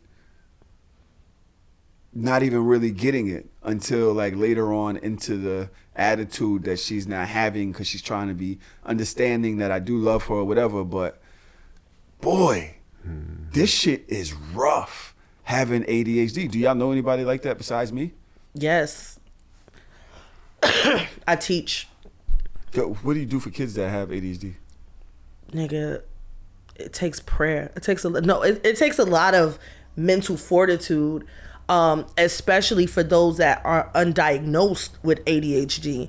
So like now they're doing things, now they're doing things and they don't have impulse control and they're kind of flying off the deep end, but you don't have no paperwork that says that I have to accommodate this. So now I have to treat this as a behavior and not treat it as a disability, because on paper you don't have a disability. Like I do have students that do have ADHD. I've always had them. You know what I do? I keep fidget spinners in my desk, like a surplus of them, because I don't want to Amanda Seals myself, but I know that I have issues with sounds. And it's specific sounds. Like, you know, some people that can't handle like hearing like the scratching of a chalkboard or like clinging of dishes. Like I'm very sensitive to certain sounds, and I can isolate sounds very easily. I hear everything. So when you're in a classroom with 30 kids, one person is shifting in their chair. One person is patting their pencil on the desk. Another person is just like tapping their foot. And while I'm teaching, I hear all of that at the same time. And I'm like, everybody be quiet. But the spinning sound doesn't bother me. So for my kids that are the tappers and the pencil tappers and the foot tappers and the people that are just moving around constantly, I'd rather hear the sound of 5 fidget spinners spinning than all of those different isolating sounds. And that's what helps me when I have kids that are like that. But personally, I can never have a partner like that. I don't possess that much personal patience. My patience level is not that fun for people. You don't have ADHD. The first thing I thought of when you was reading that, I was like, God bless Tanae, boy. Yo, I say it all the time, son. The second thing I thought of was a couple of those things do apply to me. I don't have ADHD to that extreme, but I do suffer from some of that. The disorganization, definitely the memory loss. You do not have disorganization problems. I mean... Bro, you've been clean since you was a fucking kid. Disorganization as far as like... You take notes. My life is week to week. And I'll take notes and don't look at the notes. And I'm not organized enough where I know what I'm doing next week. And some of this has frustrated y'all on the podcast. Like, Dodge would be like, yo, 6 weeks from today, I'm not going to be here on that Friday. I'm like, I don't know what the fuck I'm doing 6 weeks from today. For me. You know what I mean? Even that shit is crazy. Even if something is on my calendar for 6 weeks, I can't think about it just yet. I can't even process that. You know what I mean? I take my life week by week for the most part, right? But the one good thing I like about this is that I always say that we need more grace in relationship, need more understanding of people. Not everybody's, I always talk about the 80-20 rule and everybody's gonna have some flaws and accept it, right? This is dope because because a lot of times you be like, yo, why is this person why is my partner like this? But if you see and hear like a real diagnosis of why they're like this. And it looks just like them. Yeah. When y'all heard that shit, did that shit sound like me or not? It did. It was you. It was all of the things that frustrate me about you, and I don't even date you. All that shit frustrate me as a friend. But when you see it like written or spoken, it makes it easier to accept or move around and you know, understand it. So I think that's this is what I'm about to go left again. Please bring me back. This is what I was talking about with prenatal counseling. If you really don't know, you could be mad frustrated. Yeah. You don't have no idea. You're wondering why they're doing this to you. You're taking it super personal. Fact. But if you watch this video and you say she's gonna do this at a certain point, that's when you know you're entering this part of the trimester or this trimester or this. You know this is what's happening in postpartum. If you're able to have that conversation, and even the woman a lot of times doesn't know what she's going through as well. Yes. She's in the forest. She can't see the tree, like the forest. She's just seeing the tree, like they say, right? So even her having that knowledge and y'all doing this together at the same time can help y'all get through those 2 years. When I say, yo, support, the support's right there. Go to counseling, get the therapy, or go to these classes, do this shit as a unit. Don't just ask the one person to do it while the other person is in it. She needs to know too. Because a lot of times women doubt themselves, doubt how good they be a mother, doubt what they're fucking, like, why am I going crazy on the inside? Nobody's gonna believe me, understand me, nobody cares. Like, this is something that most of y'all go through during this time period. Yes, Doc, go ahead. I think that it's also important to note, like, just to take it out of the pregnancy realm for a second, for a lot of parents that you don't want to get your child tested and you don't want your child to be labeled as something. Look, I can't see my glasses. She will be okay. Just support her and her different perspective on the world. It'll be a learning curve, but well worth it. She don't need to know nothing. Just you, nigga. Just you, nigga. But I think that I feel more for the people that don't have the knowledge and the children that are walking around trying to navigate this world, understanding that they're processing things differently and they're just so misunderstood. Like, I remember growing up and being misunderstood because I know we've spoken on this podcast that I have dysmic disorder. So within that, I literally have a diagnosed mood disorder. And some days my mood be swinging and there is no trigger. There's nothing that happened. I just wake up like that. But then after the diagnosis and understanding what it is and what that looks like, also suffering from post-traumatic stress syndrome and long-term depression, I now know that when I'm in a mood, how to articulate. I'm in a mood, can't explain it. No, you can't fix it. I just got to get through it. I just got to ride this shit out. And then also with medication, Lexapro has said, I haven't had a panic attack in a year. Nigga, take your meds, get diagnosed, and get your shit together. Because it also is unfair for your partner for you to have a diagnosis and you're also not treating it, especially if it's getting worse. So for you, friend that I love so much, yes, man. When you was out of work, that would have been a perfect time to start taking your ADHD medicine so that your body can regulate and it can become normal. Yeah, you're right. And then you would have been normal. Right. Again, hindsight 2020. No, yeah, hindsight 20. But I didn't realize how much it was affecting me. Yeah. I like saved one video on Instagram, and I wound up getting all of these different messages and videos. One of them that I saw, let's talk about weird things people with ADHD may struggle with. Closing tabs on your browser. I literally just said this shit. Having a massive fear, not remembering the important things that you were working on, researching, collecting dopamine hits from, or planning to read. So keeping heaps of tabs open and having a mini meltdown if any gets closed down. That happens. That happens. I have So you don't just bookmark shit? Bro, I have 360 porn tabs open on my iPad. I swear to God. And that's just on one of them, because you can open up a whole nother thing. And I have like 78 on that one. By the way, the fact that I know them by the number is quite disturbing.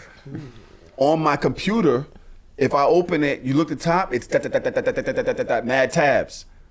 Mad tabs. Hold on. Refunds and exchanges. Putting off returning unsuitable items because it feels like the longest process ever and so not important when you have a whole 30 days to get round to it, then completely missing the cutoff date. That's me. Bro, you understand what I'm saying? Yep. There are tickets that I got the money for, that wind up going all the way into judgment because I just don't go to the computer and pay the shit. Or some shit that I just have sitting in a box forever that just never got to Amazon. Because and then the feeling of completion when I finally do it. Like it was the biggest ordeal to get that task done. It was like I just graduated or some shit. By just going from here to the fucking Whole Foods, and I have a car. So it's just nothing to just go there, but it's a task for me to get in the car and go there. It's crazy. Functioning after 4 p.m., energy and mood plummets drastically after a day of inward or hyperactivity and constant overthinking and masking. Big deal for me, but I don't want to talk about that. Acting on ideas. Nigga, you have a fucking idea every other week and be like, we're gonna do this today, and I'm like, huh? People with ADHD are often inventive and creative, but are known to struggle with overthinking, poor executive function. Shit, why are you laughing? That was a hearty laugh. Sorry. And procrastination.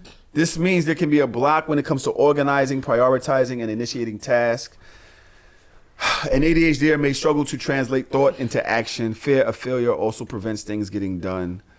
Opening mail, especially important letters. Shit. Forgetting what you were talking about mid-sentence. No, I know what's wrong with y'all, but Jesus Christ, your ADHD really in high def. That shit high as fuck. Look at the second one. Reading? Reading, getting distracted by thoughts and sounds, so having to read the same page or paragraph 64 times before anything sits in. I taught you how to fix that though. Girl. You just didn't do it. And there's several other things. Traveling lightly, cleaning the house, several other things, closing cupboards. You know how many times I walk by and be like, why is this cupboard just open? There's no reason. It's just you don't close cupboard. It's good to hear. That's my wire hanger. Like, don't fucking leave a cupboard open. I would lose my shit. It's because of The Sixth Sense. That movie traumatized me. You remember that scene in that movie when the ghost came in and the mother turned around and all the fucking cupboards was open? Nigga. It's good to hear shit like this so you don't think that you're crazy. It's like, oh, this is actually a thing. It's like there's other people that go through this. Bro, but it's okay, you might go through what? You said 2 of those, maybe 3? I mean, I would say half of the shit that you named on this list and the other one. And some of them really resonate. I'm like, whoa. I mean, it's a spectrum. So. I'm every single one. Right, you definitely got it bad. I'm every single one. When I tried to tell this to today, she was like, this is like you're making excuses. And I was like, yo, here, read this. And she looked at me like, are you going to take the medicine? Yo, nigga, are you going to take the pill? Again, I need to go back to this. So I got prescribed that a year ago. Yeah. I need to go, and I didn't take it because once I did the research on it, I was like, oh, I can't drive with this in my system. But they have other medicines. Yes, and you can talk to you have to be able to talk to your employment. But that means I have to make. You have to do shit. No, that means I have to make an appointment, and then I have to go. That's a whole task. And years of my life have gone by with me having to make an appointment and not going. You do understand that they have virtual visits now, right?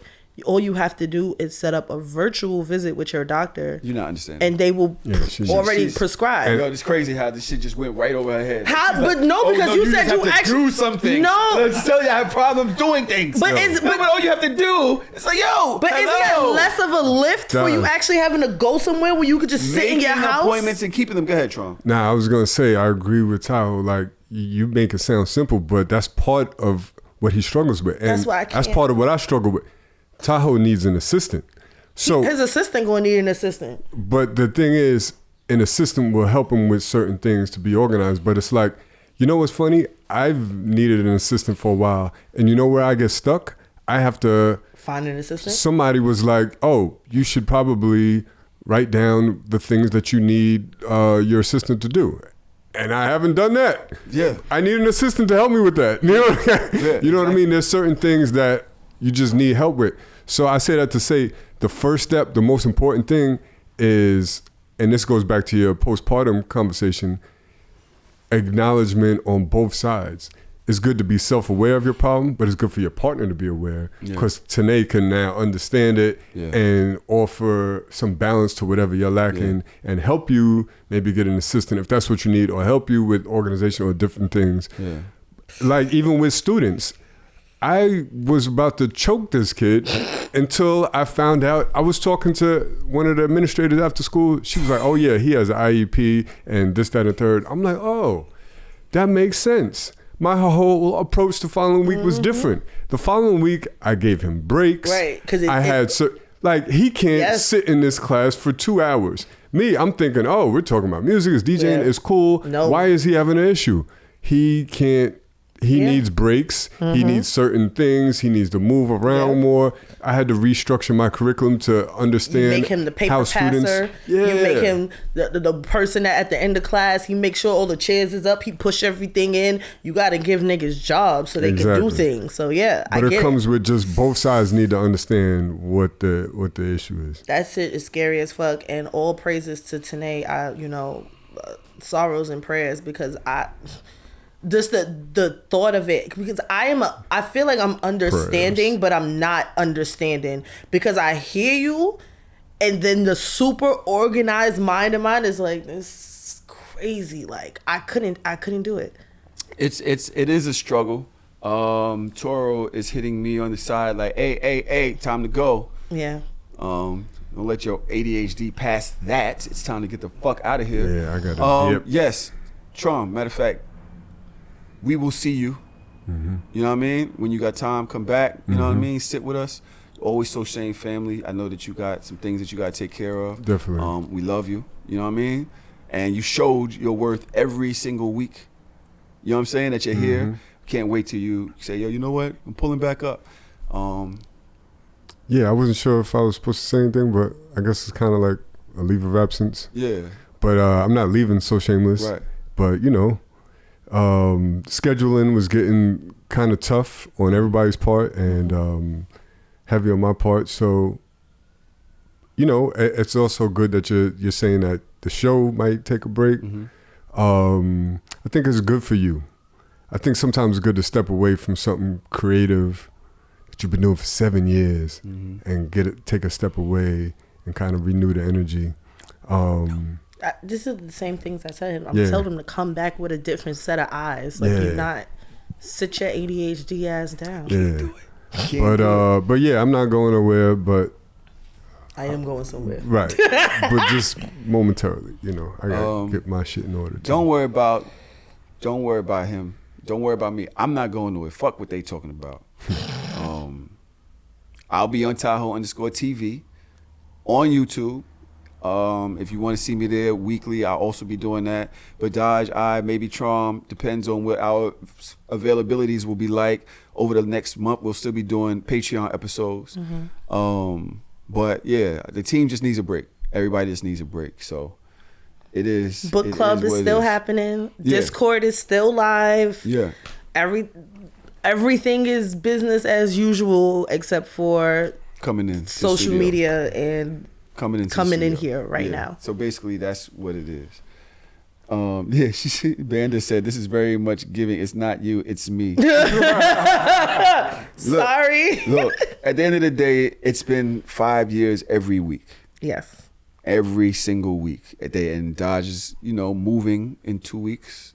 Trom just came back from fucking Costa Rica. He was there for 4 or 5 days and trying to get back to record that Friday. Like literally cut it short so he could come back to record that Friday. So it's kind of like, yo, there's a lot going on. Anyway, okay. It's just me and Toro here. Toro's like, yep, but guess what? I want to leave too. I want to smoke. All right. We love y'all. We will see y'all next week. It's time to go. I'm just going to put this whole episode up as one. Fuck it. Okay. I don't feel like editing. Y'all ready? Yeah. Get the fuck out of my house. So shameless.